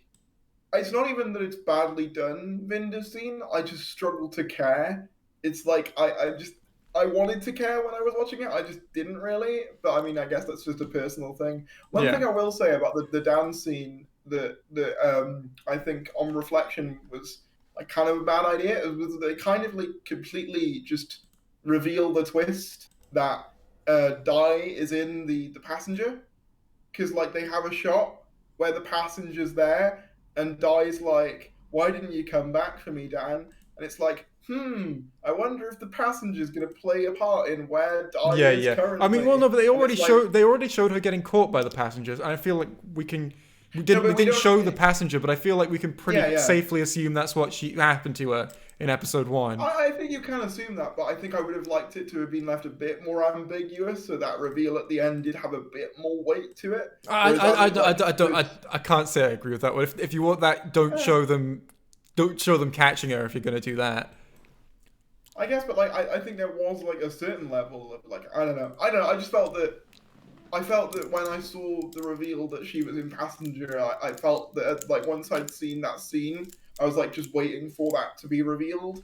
You know what I mean? For I don't know. anyone who in chat is confused as to what a passenger is because you've not watched this, we will explain in a bit. But We'll explain later. now, That's the curse of the pickle death. I've got the clip. I've got the clip that I want to show. This perfectly encapsulates for me, I think, why this scene doesn't work, why Dan's story doesn't work. Let's play this for a second. Oh. Doctor, what are you doing? I can't. Yeah, so he's in this sort of ghostly world where stuff doesn't quite feel right. And then suddenly, out of the blue, the Doctor appears going, "Dan, I found you!" And his reaction is he just sort of looks at her with a blank expression and goes, "Doctor, what are you doing?" It's like she's just appeared to him as like a ghostly apparition when he thinks that he's on a date, but something doesn't quite feel right. It just sort of... It's entirely incongruent with the actual mood that the scene seems to want to have, with the way it's shot and the way that I think it would honestly be coolest. Right, but because that's how the dialogue is. It is in character for Dan. In character. But Dan's entire Which I character is just- that he's not a human being. Like, Which I like. I quite like that he's unfazed by things. I think my issue is more the fact that every Chibnall character's like that. Yeah. If it was just how Dan was, I think it would like say a lot more about him. That he Yeah. just sort of goes along with it. And- but it's the fact that they're all like that. I have accepted at this point that it's just John Bishop as an actor that I like and not Dan. it's also Yeah. the fact that if you're going to do a scene like this that's just disturbing and something's not quite right here kind of scene, right, which is clearly what they're going for, putting a character in that who is literally never fazed by anything is like a ghostly apparition will appear to him when he thinks he's on a date and he'll just go, "What are you doing?" Like, that's entirely the wrong character to put in that situation if you want to take it seriously. But the thing is, yeah, we only have Yaz, Vinder, and Dan, and none of them would work for the situation. It's like if you put Bill in this situation, or Clara, or Amy, or Donna, or Rose, or Martha, they would all do great because they are human beings. But Dan, it doesn't really work for. They essentially did. This is essentially Donna's story from Forest of the Dead. Sort of, yeah. I really liked Donna's story in Forest of the Dead. Yeah, totally. Yeah. I don't disagree with anything said there. So Dan's story, what even progresses in Dan's story? Because I don't really recall what even happens with him. It can't be anything significant. I think it is just mostly to establish that he's like This divorced, is right? this is a lady what he likes, and Yeah. he wants the Oh yeah, lady, that's and it. That's the lady gets kidnapped by the passenger, and yeah. It's weird that that's what they decided to focus on, though, given that that was pretty obviously established in episode one. Like, it's obvious that there's a thing, there's a will they won't they thing yeah. there. So it's like I almost feel like I don't know. It's weird. Like it's weird to try and like I guess that it's. I think the purpose of this was not only to obviously do the whole this is the girl that Dan likes, but it's I think it's also meant to make it more emotional when it's revealed that Di's in the passenger. Oh no, that's someone who Dan cares about. Yeah. So I think that's also why this is here. But then at the same time, I think that very much hinges on how effective you find this. So if you find that like this scene made you really emotionally attached to Dan, you're gonna be like, oh my god, no, Diane's in the passenger. Whereas if you're like, I guess us, who are just like, this character feels a bit off, then you're not gonna feel as much towards that. I guess. Yeah. The thing is, I like what they're going for. They just miss by a very long distance, as far as I'm concerned. Like, I like what they seem to think they. I like what they seem to think they're doing, but I don't like what they did. Should we move on to the Doctor story? Yeah, go for that. So the Doctor story is, I think, the most significant. Oh, there's the shot of the Weeping Angel that I spent ages looking for earlier. It just shows up randomly when I'm scanning. So the Doctor's story has some of the best dialogue in it, by the way. I think in any Chibnall Pen story, it's just characters saying what they would say and not giving. The thing is, Chibnall's doing a thing here where he wants to not give away what's happening, and he wants to make it actually not obvious because the reveal he's saving it for later. So the characters can't be like, Doctor, what are you talking about? We're on a mission together for the division. That's why we're here. And instead, they're just talking as they would talk as people. It's like the Doctor starts like being pulled. She's like, "Where am I? I was just in like the temple on Atropos, and I don't remember what's going on." And they start going, time hazing happens to the best of us, or whatever they call it, right? And she's clearly having an episode where like time is affecting her brain or something. That's the implication. And they're just talking about it as if it's normal because they're used to dealing with this kind of thing because they're Time Lords and they work for the division. It's like, Christ, Jay, that's a low bar. Well, that's how we write good dialogue, is characters saying the things that they would say in their situation. Like, that's what dialogue is. It's not a low bar because like that's actually an incredibly intricate and detailed art. Is because you have to consider everything. Is like, what's the character thinking, from the layer of what the character is thinking to what will actually come out of their mouth. How will their thoughts translate into what they actually say? Because characters don't just say what they're thinking all the time. Well, yeah, and and dialogue's got to be enhanced in such a way that you can get all this information out to the audience by having them say something that sounds like it's the sort of thing that they would say, but it's also explaining something to the audience. Yeah, and there's more of an art to it. Considered it like that, but yeah, and it's I hadn't even thought about that. It's not that complex. It's not accomplishing that much in this, but it is still solid, right? It's some of the best dialogue I think Chibnall's written in this. That said, there is one moment where she sort of snaps out of it, and then she actually goes back to. She's like, so we've got sort of two narratives from the Doctor, right? So we've got the Doctor from our current episode, right? She's sort of being plummeted back in time into her own memories. So we've got two versions of the Doctor's consciousness that are present. The current day one and the one from this memory, right? And she sort of switches between those two consciousnesses as she's going. And just to be clear, anyone who is confused, this isn't literally Yaz, Vinda, and Dan. This is three different characters who are just being played by these actors because that's how the time disturbance works, is it makes you remember people as people that you know. Yeah. It makes you remember people as the other people in the time disturbance. So there is one really fucky bit of dialogue where this just stood out to me as like, they literally did like the don't do this dialogue 101 thing, Dialogue 101, don't do this, is as soon as the Doctor remembers, like switches back to Doctor from the memory. like she's like, oh, I remember. Oh, yeah, right. Of course, I know why I'm here. And then she just says, as you know, we're all here to do this and to do this and to do this. It's just like, yeah, if you're starting some exposition with the words, as you all know, you probably don't, you probably could use a better way to get that exposition in there. You've broken the fourth wall. Yeah. If every character in this scene knows all this information anyway, why is the character saying it? Yeah, let me explain to you. It's literally just saying, let me explain to you something that you all already know because there's an audience watching us, right? Let's see if I think I've got the clip here. Rescue those hostages. No, a bit too early. Sorry, a bit too late. Psyops to alert the Morris Gaines. They should be on standby. That's where I found you. Right, I'm just going to keep pausing it so that we don't get taken down by copyright, but... no. I'm just going to say...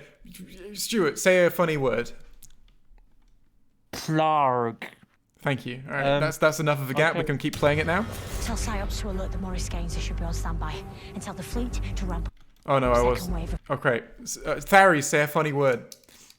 Cramble. Thank you. That's how I'm filling the gaps between pausing. Burial shelling. Zombras. We all know why we're here. Yeah, there it is. There it is. We all know. You all know why we're here. Plingaroona. Tell Psyops to alert the Morris... Can we get like the chat to just say all of these words? So you got Plarg, Cramble. What was the one? What were the other two? Plingaroona. Plingaroona. Zomboobles. Zombie. Just spam the chat with that. That's all I want to see. Hang on. Right, here it. I've got it. I've got the clip. Right, here we go. Here it goes. We all know why we're here. We rescue those hostages, end the siege, reset time so the universe can function I'm just again. gonna put Cramble in Yeah. there. We need to get some Cramble rep. Very meta sequence. So Cramble. that's the weakest dialogue in this, though. It's like a lot of it makes a lot of sense and it's pretty good. Like literally just the Doctor gets confused and she sees her reflection and it's not the face that she has now. It's the fugitive Doctor's face because this isn't something that happened to her. This is something that happened to the fugitive Doctor, right? And she's like, she sees the mirror and she's like, what? Right? That's not the face I was expecting. So, as in like, she doesn't literally say that, but you can, she's clearly looking in the mirror and thinking, what? That's not the face I was expecting to see, that kind of thing. And then one of the other characters just goes, taking a moment to admire yourself, boss. And it's like, yeah, I fully believe that that's what a character would say in this situation. Because she's just standing there staring in the mirror. And then they realize that she's having a moment again. They go, oh, she's time hazing. If she keeps doing this, we're going to need to relieve her of command because we can't, she won't be fit for duty. And it's still just like, oh yeah, I believe that these are like special ops agents who are doing a job. It's well-crafted dialogue for the most part, I think. Really nice to see that, even if very briefly. So, Jay, are you close to saying that you like this episode? Well, I think this is the strongest episode of the season, easily. And more of where you were like coming from with that, because initially I was like, I think it's the thing about this episode is like, as I said, I don't think it's necessarily like this episode. It's more so just it does a lot of the things that I take issue with in the era, perhaps, and it was kind of the one where it started to feel the most like, oh, it's the same. And maybe that clouded my like viewpoint of things like this. I'm glad you've mentioned them now. So the thing is, everything I have to praise about this episode is the overall structure. I think works perfectly well. There's multiple plot threads, but there's a reason for them all to be there, and it's not just a narrative jumble of spaghetti. It actually flows from A to B. The main plot makes perfect sense. Actually, no, it doesn't. I'll get back to that. Unless one of you can correct me, but there is a huge problem with the plot. But other than that, the plot makes sense. There is one massive fucking problem, but I guess we'll get to that. As far as I can tell, maybe it was just me misinterpreting something or something like that. But so we then have the separate stories. I think they're all decent to fine, like decent to good. like in concept, the dialogue is of varying degrees of quality, and of course that's what the story is actually built from, is dialogue. But so like Dan's story just kind of sucks. It's just a sequence of bad dialogue as far as I'm concerned. Vinder's story it's all right. It establishes what it needs to establish, and it's just what it needs to do. And then the Doctor story is pretty decent, but with some moments that lapse. And then Yaz's story is just there. Yaz's story sucks, to be fair. Yaz's dialogue, all of it sucks. I have to get good at this game to impress this bloke. Oh no! I want to mention. I'm He's just there's going to one say, line of "Look at dialogue. that girl." There's one line of dialogue that I'm just waiting to be like, Chris, are you sure that you wrote this? Like, why did you do that? Oh, come on, just do it. I think Okay, okay, let's just go to it. So there's a point where Yaz sees weeping angels in the video game that she's playing with her sister, and she's like, oh no, weeping angels are in the video game with my sister. So the video that I'm playing, and she's really spooked out. And she grabs her sister's like PlayStation or whatever console it is, and smashes it to bits on the floor. In the meantime, we've established that her sister is only trying to play this game. Her sister is only trying to get good at this game. She's only playing it because she wants to impress this guy who plays games, and she wants to be good so that she can like play the games with him and impress him, right? And so she's practicing the game with Yaz. Suddenly out of the blue, because she doesn't see any of this, Yaz just sort of like has weeping angels in the brain. Yaz sees like a weeping angel in the game, and it like attacks her. And as a response, Yaz screams, runs up to the console, and smashes it. And her sister just says, "What are you doing? Do you want me to be single forever?" Can you imagine that happens in real life? Oh my God. Can you imagine you buy the brand new PS5, right? You're buzzing, you manage to find one despite all the eBay shortages. You sit down to like play it with your sister or whatever. You know, you want to try and get good at this game. You've spent 500 quid on it or however much it is. Your sister then screams at the top of her lungs over something you can't decipher and smashes it in front of you. What would your reaction be in that scenario? My reaction would be, would you want me to be single forever? I think there's like a spectrum of like that people would land on somewhere from "Are you okay?" to "What the fuck are you doing? Get out my house!" Yeah, right? You know, I'd be the second one. That would be me. I think, and then I would say, "Pay me that money back, please," because I just. Well, as in like, so like to me, it's like as well, especially if it's someone like I know as well as like I assume these two sisters know each other, right? Because someone screaming and then destroying the console when they were happy like moments ago. It's like, if like my mum did that, I'd be going, "Are you okay? What's going on? Holy shit, there's clearly something wrong." Right? You are having some kind of episode here. Are you okay? Whereas if it was someone I didn't know that well, I'd be going, "All right, go away. You're breaking my stuff." Because like you know, someone that you know well enough to know this isn't normal behavior for them, you would just be concerned, I think. As I have said about the whole, you know, Dan underreacts to things, I'm just finding it funny. Yeah, and this, you know, that's just a Chibnall characters underreact to things. It's not a Dan thing specifically. Well, now that we've all explained it is very funny. I genuinely don't care if this is a realistic reaction or not. It just made me laugh. It was really funny. At the time, I think I was still getting over "Look at the girl with the nimble fingers" line. Because that was like...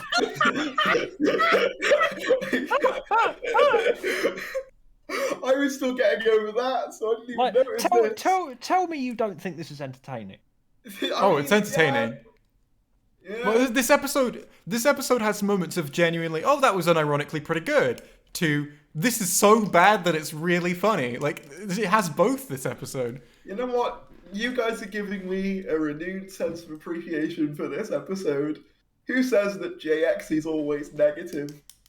Damn Twitter. Oh, Tharries, I do want to ask you a question about episode 5. Is the hole digging man in it? Just a yes or no? Yes. Oh, I'm so excited to see him in his holes. Hang on. Oh, good. See him in his holes. Because he wasn't in this. Because he wasn't in this one, was he? No, he this was. is the only one he's not in. No, Oh, no. was he? Oh, yeah. He Oh was no, in. the Weeping Angel one is the one he's not in. Yeah. There's one where he's not in it. Yeah, it's the Weeping Angel one. Have we done this episode yet? And the reason we've not mentioned him is because his Anything else in cameo there? does nothing at all. He's just running about and he's like, oh, I literally don't even remember what he says. You may as well just be, oh, I'm here, and then he runs away. Yeah, he basically goes like, I think the line is something to the effect of, "Oh, are you stupid?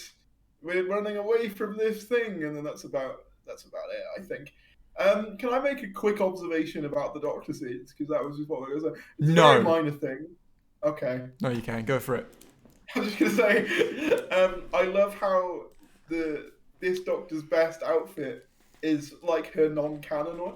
Yeah, I just find that very funny. I do think the black coat suits there.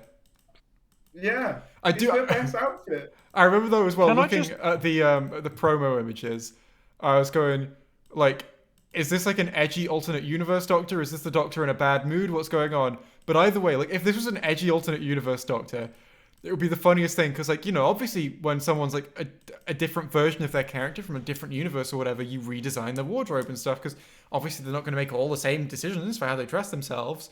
It's like, so what does the black version of the coat say about this character? Well, I guess the charity shop that she went to stocks a black version of the coat instead of a grey one. But it's like, no, we don't have to. That's fine. It's not even really happening. It's just a memory where her coat is black. Sorry to jump the gun. I've just seen a really funny super chat. Sure. You can do the super chat now. Okay. I want to see a scene of an angel signing up for the division, like them doing paperwork and the interviewer has to look away so the angel can sign it. We will get to that. Declan Malloy. You wait, people. Like, parody Doctor Who episode, Jay. You just That need to would- make. That would genuinely be funny, though. Oh, a parody episode with the Weeping Angels would be so easy to animate. Yeah. Yeah, you could call it something like Forest of the Angel at Weeping Job Angels. I mean, yeah, or like Weeping Angel at the job center, or job center of the Weeping Angels, because that's about the equivalent. Well, if I was going to do another one, I think it might be a prequel one where it's like the Doctor's next adventure is she goes back in time and she finds that she actually meets the blind man's parents, all 6 of them, and it's actually the story of how they died. And like in each like two of them get cancer, and cancer is a bad thing.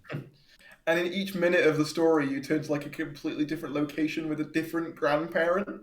So it's like a world tour with grandparents. So we have the Doctor story. So the Doctor is there to confront Swarm and Azure, the glittery skull people, right? They're both there, and they have these passenger forms, which are the guys wearing, unironically, who have been made up. People say don't criticize it for the fact that the mask on the passengers is literally like a £7 mask that you can buy on Wish. And I'm like, no, that's not the criticism itself. And it's like, that is the criticism, but the reason that is the criticism is because it doesn't look very good, I think. Like, if it was like a £7 mask and it looked amazing, like if you told me that, like, oh, this mask that Swarm is wearing here, that would cost £7, you can buy it on Wish, I'd be going, wow, that's amazing, I might buy one. But this, people say, yeah, this mask that this guy's wearing, it's an Aerosoft mask. It costs £7 on Wish. I'm going, yeah, I can see that is that. Yeah, that makes sense to me. Can I just say, I think I figured out what everyone's rules are. Well, at least your 2 rules are, like, within this. I realised that Stu Bagfall's essentially the Williamson here. He's just sort of there living his best life, and he'll occasionally, like, cackle at how funny and ridiculous he finds things. and then, like, Jay is like the Doctor that's just trying to make sense of the ridiculousness. I don't know who I am. Someone can literally, I have no idea. Someone in chat, tell us who Tharries is. Passenger is just a BDSM enthusiast. That's not what I asked, but I'm glad that you shared your thought. Thank you. That was funny to me. We got Old Swarm looks better than Young Swarm. Oh, I agree 100%. I think this mask looks so much better than the one that they put him in. Yeah, because like the thing is, I think that what they're going for is that he regenerated. I think that might be the thing that they reveal is that he regenerates. He's like a corrupted Time Lord or something. But either way, the first form that he has, I think, looks so much better than his updated form. I'll say though, I think that the actor of the second guy is better than. I thought they were the same actor of the actor. first guy. No, I think they're different. Tharries is evil Dan. Tharries is Dan, but more interesting and intelligent and fun. Oh, I just added intelligent in there. They just said interesting and fun. Oh yeah, what is the evil Dan meme? Tharries is K9! Oh, I like that. Oh, I like that a lot. I'm the robot dog. Oh no! The Swarm are insanely powerful. Well, the someone shouts like the Swarm are insanely powerful. The Swarm are insanely powerful or underpowered whenever the story needs them to be. That's another actually problem with this episode, I think, is that we'll bring that up. Speaking of which as well, there's another problem with this episode that I think is in that same vein. What's the Flux's actual damage? Because sometimes it can completely wipe out planets, leaving not a trace. Yeah. And other times it just kind of makes the buildings look a bit sad. That is inconsistent, I think. Maybe that's supposed to be that planet hasn't actually been eaten by the Flux, but that's just devastation caused by, like, the crisis, you know? Yeah. Like, obviously there's a crisis, everyone's trying to flee the Flux, and all these planets that, like, maybe haven't even been eaten by the Flux are still, like, facing war over, like, the universe's dwindling remaining resources. I think that's what they're going for, and I'm okay with it, but I do think it could be a bit more, you know, as explicit as everything in the era is, I think that could be a bit more explicit. The Flux is a big space thing that eats stuff and goes nom. So we get Tharry introduced is cheese. Sorry, I just saw that. It made me giggle. You know what? I'm noticing it now. I also like Old Swarm's costume way more than his new one. It looks really cool. He's got this like really fancy shirt and this big fur coat. I believe that this guy is. His new costume is. It's interesting. It's honestly though it just looks cheap and that's why I don't like it. No, but I quite love that it's like an 80s glam rock type villain with the big shoulder pads. I find that like quite fun. I like what they were going for, but I don't like it in execution. Whereas this I mean, and even then, I prefer this outfit and what they're going for and in execution. I think this looks awesome. It kind of gives me like old Nordic vibes almost, like a Nordic. I could see that guy hacking me to death with an axe. Yeah. But we've got what he does is he introduces the passengers, right? These things they're called passengers, and basically what they do is they can just give you the big suck. They can absorb. They're the Absorbaloff. Oh my god. They actually are the Absorbaloff. No, yeah. So they can send out this big. Tweet that. You should tweet that passengers are the Absorbaloff. Oh my god, that's the reveal. They take off the cheap Aerosoft mask at the end of the season, and it's just Peter Kay. It was Peter Kay who played the Absorbaloff, right? I'm getting his name right. Yeah, Peter Kay plays the Absorbaloff. So these guys, they can send out this like big energy field, and they suck in everyone in the energy field, and then they absorb them. And like unclear what happens to them in there, but like as we're supposed to gather that like the consciousness of all those people are all somehow in the passenger form, right? It's unclear if it's actually like a TARDIS or something and it's bigger on the inside and they're literally physically living in there, or if it's like it stores their consciousness, or if it stores them just, you know, in some ambiguous like a Pokeball. Well, it is objectively ambiguous, but but that's not really important. It just, all we need to know is it stores like, it can store like what I think like billions of people, I think is the line.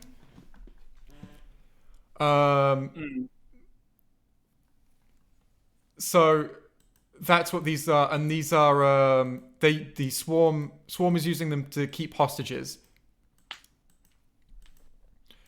Now, just to be clear, in the last episode, it's established that Swarm can literally teleport at will. Like, Vinda tries to shoot him loads of times, and Swarm like just teleports out of the way every single time. Like he can't be shot. He can just move so quickly that he can't be shot. If you try to shoot him and he teleports to a different location. And he can disintegrate people at will. Like he can literally just go, you're gone, you've been disintegrated. Which brings me to the conclusion of the Doctor's story in this one, is that she, I think I've skipped too far ahead. So, what the Doctor is remembering is something that the fugitive Doctor did. Is it really this early?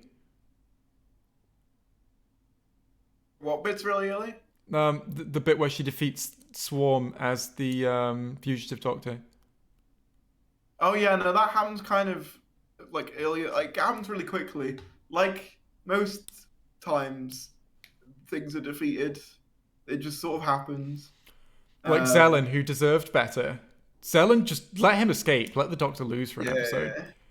But yeah, so we've got... The thing is, though, that's another thing, that they seem to be like allergic to the idea of the Doctor losing. I mean, to be fair, Flux does do that to a degree, where the Doctor's like, I just don't have a clue what's going on, and she's like being bested at almost every front.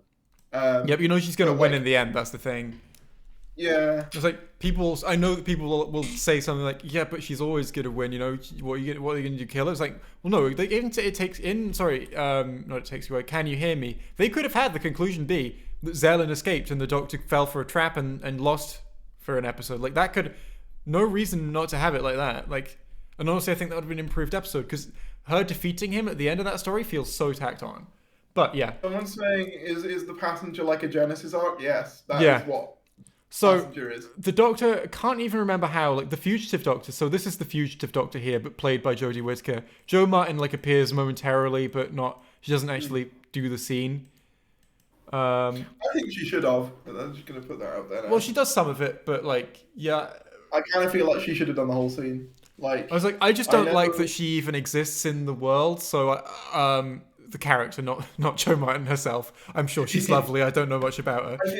I think the thing is, though, if you are going to make that character exist, this would have been like the perfect opportunity to do something with that, and they don't. I understand that Jodie's the lead and whatever, but it would really killed them to have Jo Martin play out this one scene.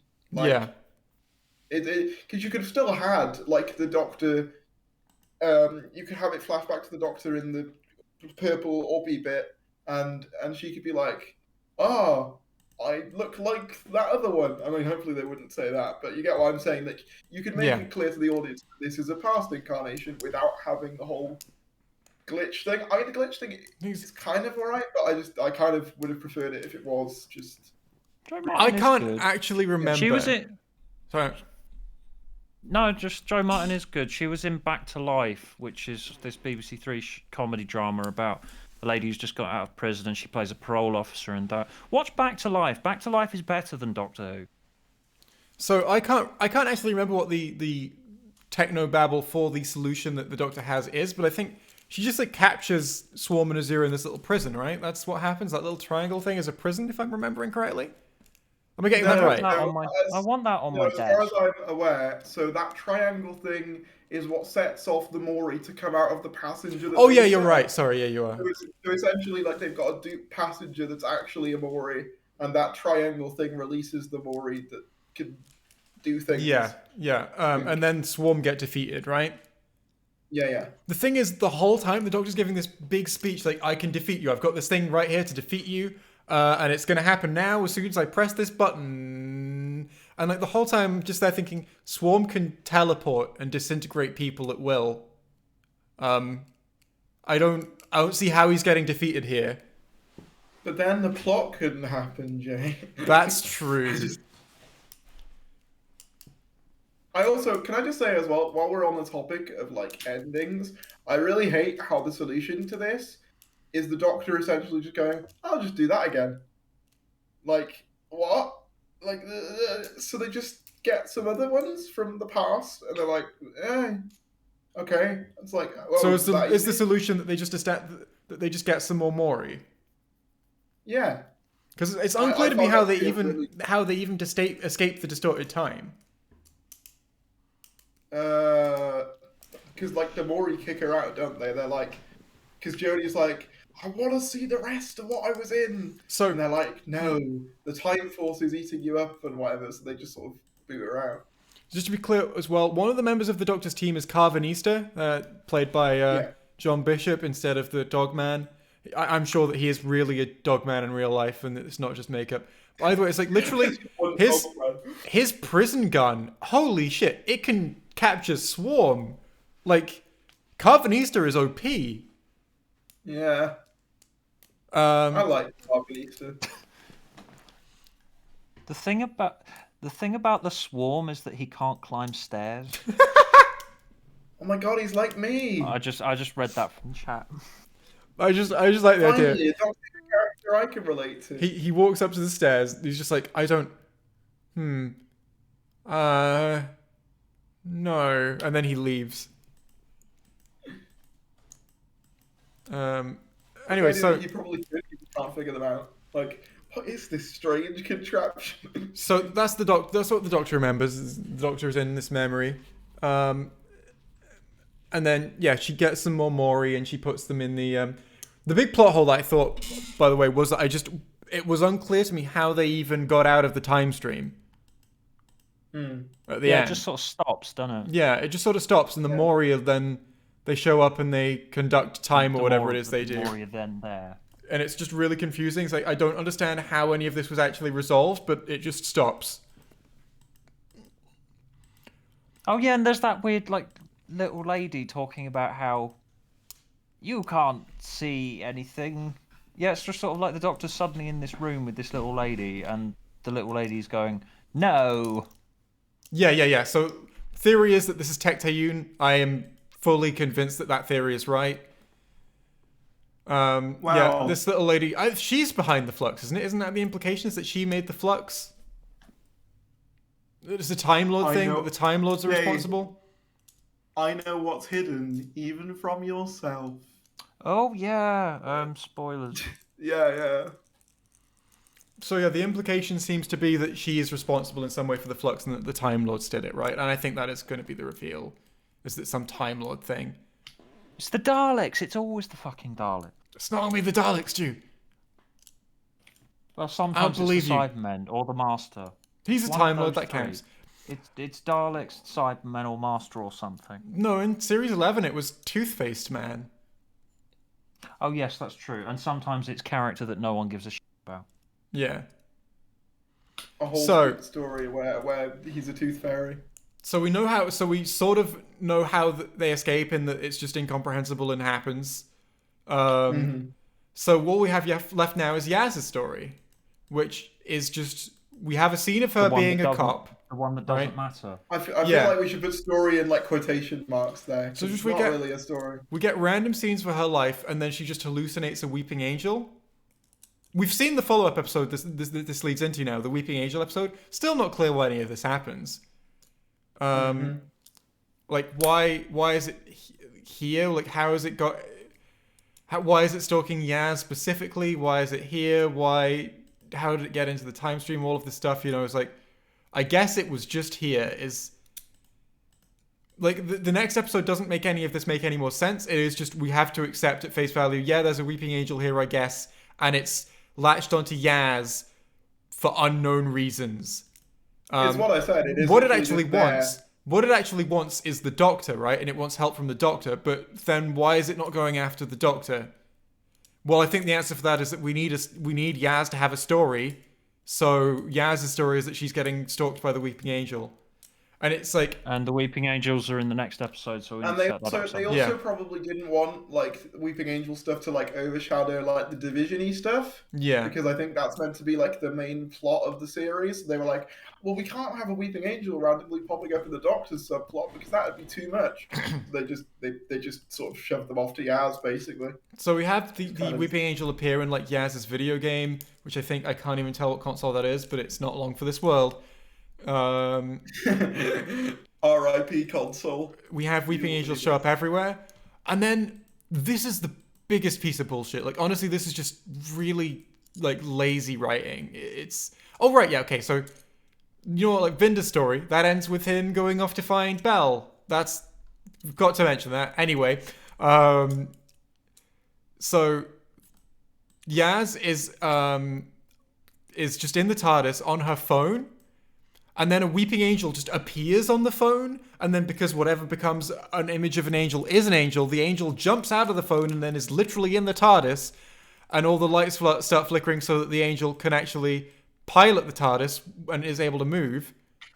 And then it does that, and then the last line is the Doctor saying like, the angel has the TARDIS. And it's like, you could have earned this cliffhanger where there was like an angel around and like it actually managed to. This is the whole thing with like, okay, so what you have here is a moment where the Doctor loses, right? An angel invades the TARDIS. That's bad. That's something the Doctor doesn't want. But instead of having the Doctor try to prevent it and it actually like, and the Doctor fail at preventing it so that we actually have a consequence of something going wrong in the adventure, like, you know, how stakes work is like, there's ups and downs in the story where, something bad happens to our heroes and then they have to deal with the consequences of that. It's like, it's literally just, it appears on the screen and then it literally just basically teleports into the room. There was nothing established about angels before that they can literally make themselves appear on phones, it's like, or on screens, because that makes their ability that whatever takes the image of an angel literally becomes an angel. That's super OP now. If they can literally just make themselves appear on your phone, they can get anywhere that there's a phone. Like, Yaz has her phone. Yeah, I have even more questions about how the angels are supposed to work after watching the angels, but we'll get to that. Yaz has her phone at all times in the next episode, and it's established in the previous one that the angel can literally just appear on it and enter the room. So why don't they do that? It's like that's an ability that they have now, but it was just a really lazy way to execute the finale. Instead of having the angel actually be somewhere and them trying to keep it out, but they fail and the angel actually gets into the TARDIS and gets what it wants. It's like, no, it just appears. Why? Well, it appears because we need it to be there for the next episode for the cliffhanger. That's, this is where my "oh no, a Zygon" part of my parody came in. It's like literally that. Yeah. They did that with the Jadoon in Revolution of the Daleks as well. It's like, we could have had a story where the Doctor is like on the run from the Jadoon and it ends with her actually failing and being captured. It's like, no, they show up, they literally just appear in the TARDIS randomly at the end of a different episode and capture her so that plot point can be undone like within the first 20 minutes of the next episode. It's really just, it doesn't matter at all. There's no story that actually progresses from A to B with stakes. It's just, and now things take a turn for the worse because we say so. Yep. And yes, that is a thing that, But yes, that's all.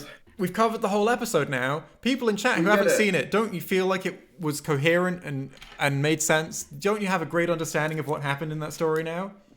More than episodes 1 and 2. I mean, that had more stuff to praise in it than the last two episodes. Yeah, it did. It wasn't good though. Like, I mean, some of it was good. Course. Bits of it were good, but like as a whole, it's a confusing and mess. It kind of went all over the place in terms of stuff that I actually was taking seriously and stuff that I was just pissing myself laughing at. Yeah. So I feel like you go. Oh no, you go. Do you want me to be single forever? Tharries, what are your closing thoughts? My thoughts are that you gave me like some things to think about that I didn't before. I still stand by. I think that like this episode is a lot of like setup for like future things, and I could have done with a bit less of that. Parts of it, as you said, were like well done. As I said, though, like there's things like the Weeping Angel stuff that's almost entirely like pointless. We've seen like episode 4 now. Well, as well. It's not pointless. It's just poorly integrated. It doesn't. Well, yeah, but like work properly. You could have just had the cliffhanger where like, or not like just had the cliffhanger. You could have just had a bit where like a Weeping Angel escapes or something, and that would be your cliffhanger.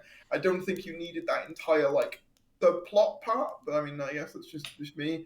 But yeah, a bit of a mess. But it did have its bright bits. But it's overall still not like good, they could have really. got like, even if they don't have the time in this episode to do a subplot where there's a Weeping Angel trying to get in the TARDIS and they don't manage to keep it out, they could literally have got back to the TARDIS and found that like, oh, the TARDIS has been broken into, what's going on? And then the Weeping Angel is in there. Like, that would make more sense than it appears on Yaz's phone and then just teleports into the room. This is like really simple writing stuff. No, I agree. I just it's I still find it a mess, and I think I still enjoy it less than episode 2. That's not me saying that it's inherently like worse. I just get more personal kick out of watching that than I do this. Although I mean, you have added some. Yeah.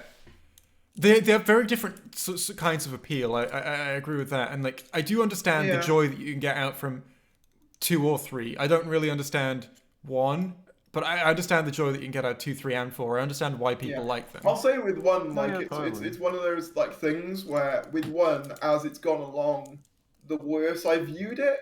Where it's like, it came out and I was like, oh, that's fine, and then like it's carried on and it's just felt more and more like, oh, this was just set up the episode essentially. For me, it came episode 1 came out and I went, well, that sucked, and then I've done the same thing as you will now, and I was like, yeah, that really sucks.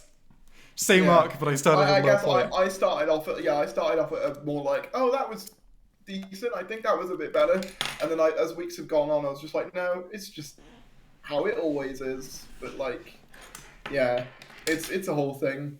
I do have to ask you, actually, obviously we'll be moving on to episode 4 in a sec. I just wanted to ask you a personal question. Like, what do you think of episode 4? The only reason I say that this early is because, like, there are some people who heralded it as, like, the second coming of Christ. And I think it was worse than episode 3, I'll say that. Okay. Yeah, I'm kind of meh on it. I still think that the only Weeping Angel story we actually needed was Blink. I mean, needed is a funny word, because I think there are really cool... I mean, I really like the Series 5 one, but I think there are really cool places to take the Weeping Angel that they just haven't yet. But we'll get into this. We will. But, Tharries, I believe you are going before the next one, if I've got that right. And if we're gonna go as long as we just went, I have work in the morning, Jay. Yeah, that's true. So I can't. So Tharries, you may get your thoughts out now, but very quickly. What, on episode 4? Yeah. Episode 4, it was kind of a mess again. I don't really get the praise for it. I thought the Weeping Angels were like made way too complicated. Like, I know of how and people will say I do think Moffat started that to a degree. Yeah. But I think it was amplified in Village of the Angels. Yes, that I completely agree with. You know, I think it was made worse by this episode, not better. Anything else? I like the setting. I quite like that it's in like 1967. I think it looks nice. And I like Jericho. But yeah, overall a very mixed bag.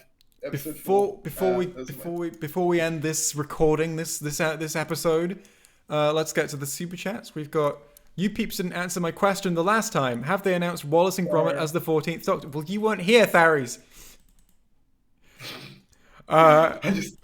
You peeps didn't answer my question the last time. Have they announced Wallace and Gromit as the 14th Doctor yet? Yes. Gromit is the 14th Doctor. Yeah. No, Wallace and Gromit, they're both... Oh yeah, they're both the Doctor. Gromit is the Doctor, Wallace is the Master. Someone has added at Tharries, a lot of snakes on wrists in episode 5, winky face.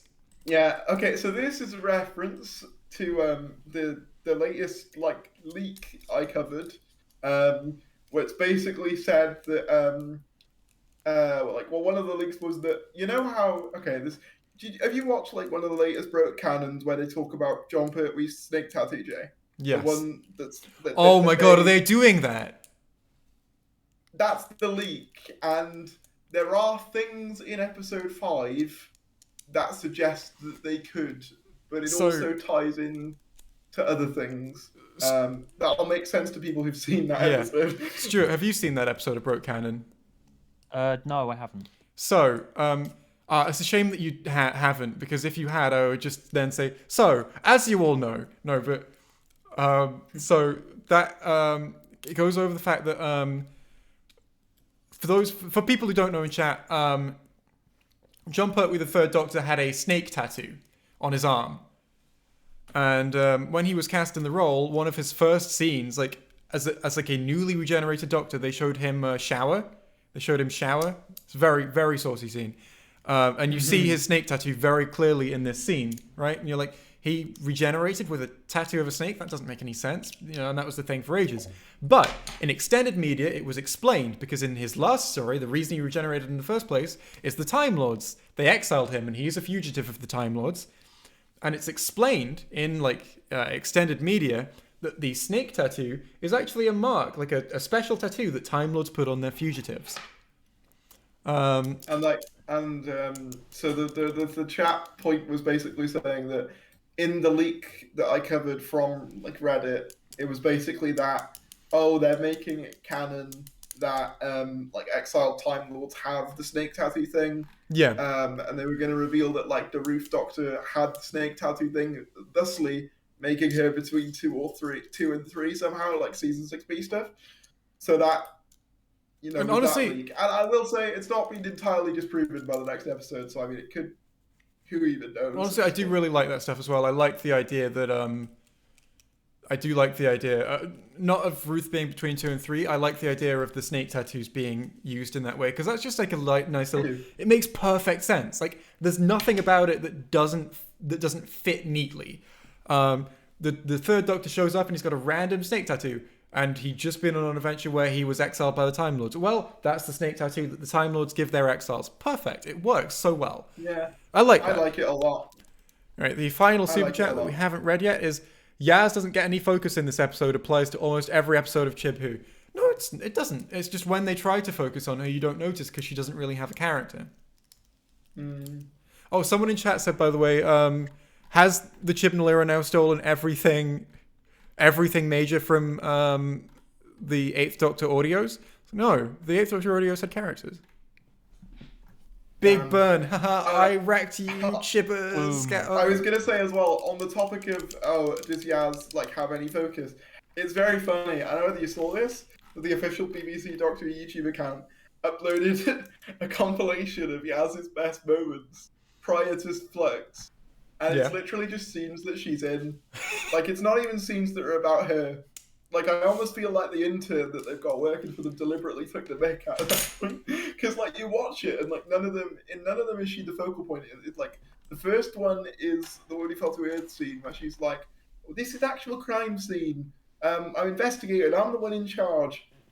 So she's in it for, she's in it, but again, she's not the main focus. The Doctor is the main focus, establishing, I'm wacky person. The next one that they decide to use after that, I believe, is the end scene in When We Fell to Earth, where she's like, we really need to get you out of those clothes. So again, it's almost entirely about the Doctor. Talking about her family. Then they skip forward to, I think, Tharries.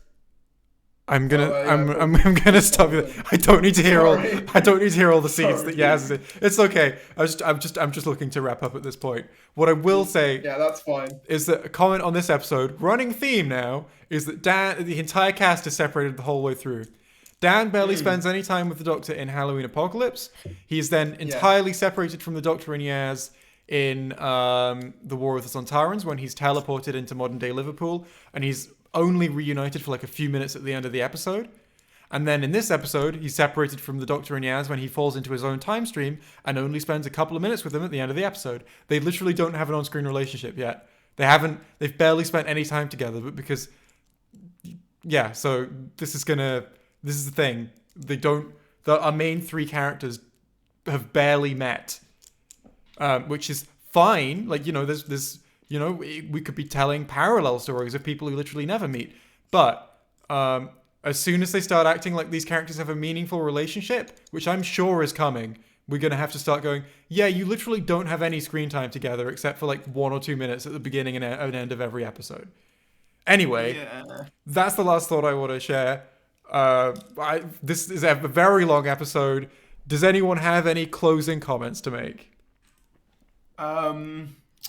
Prang. What was the thing I said earlier? Cramble.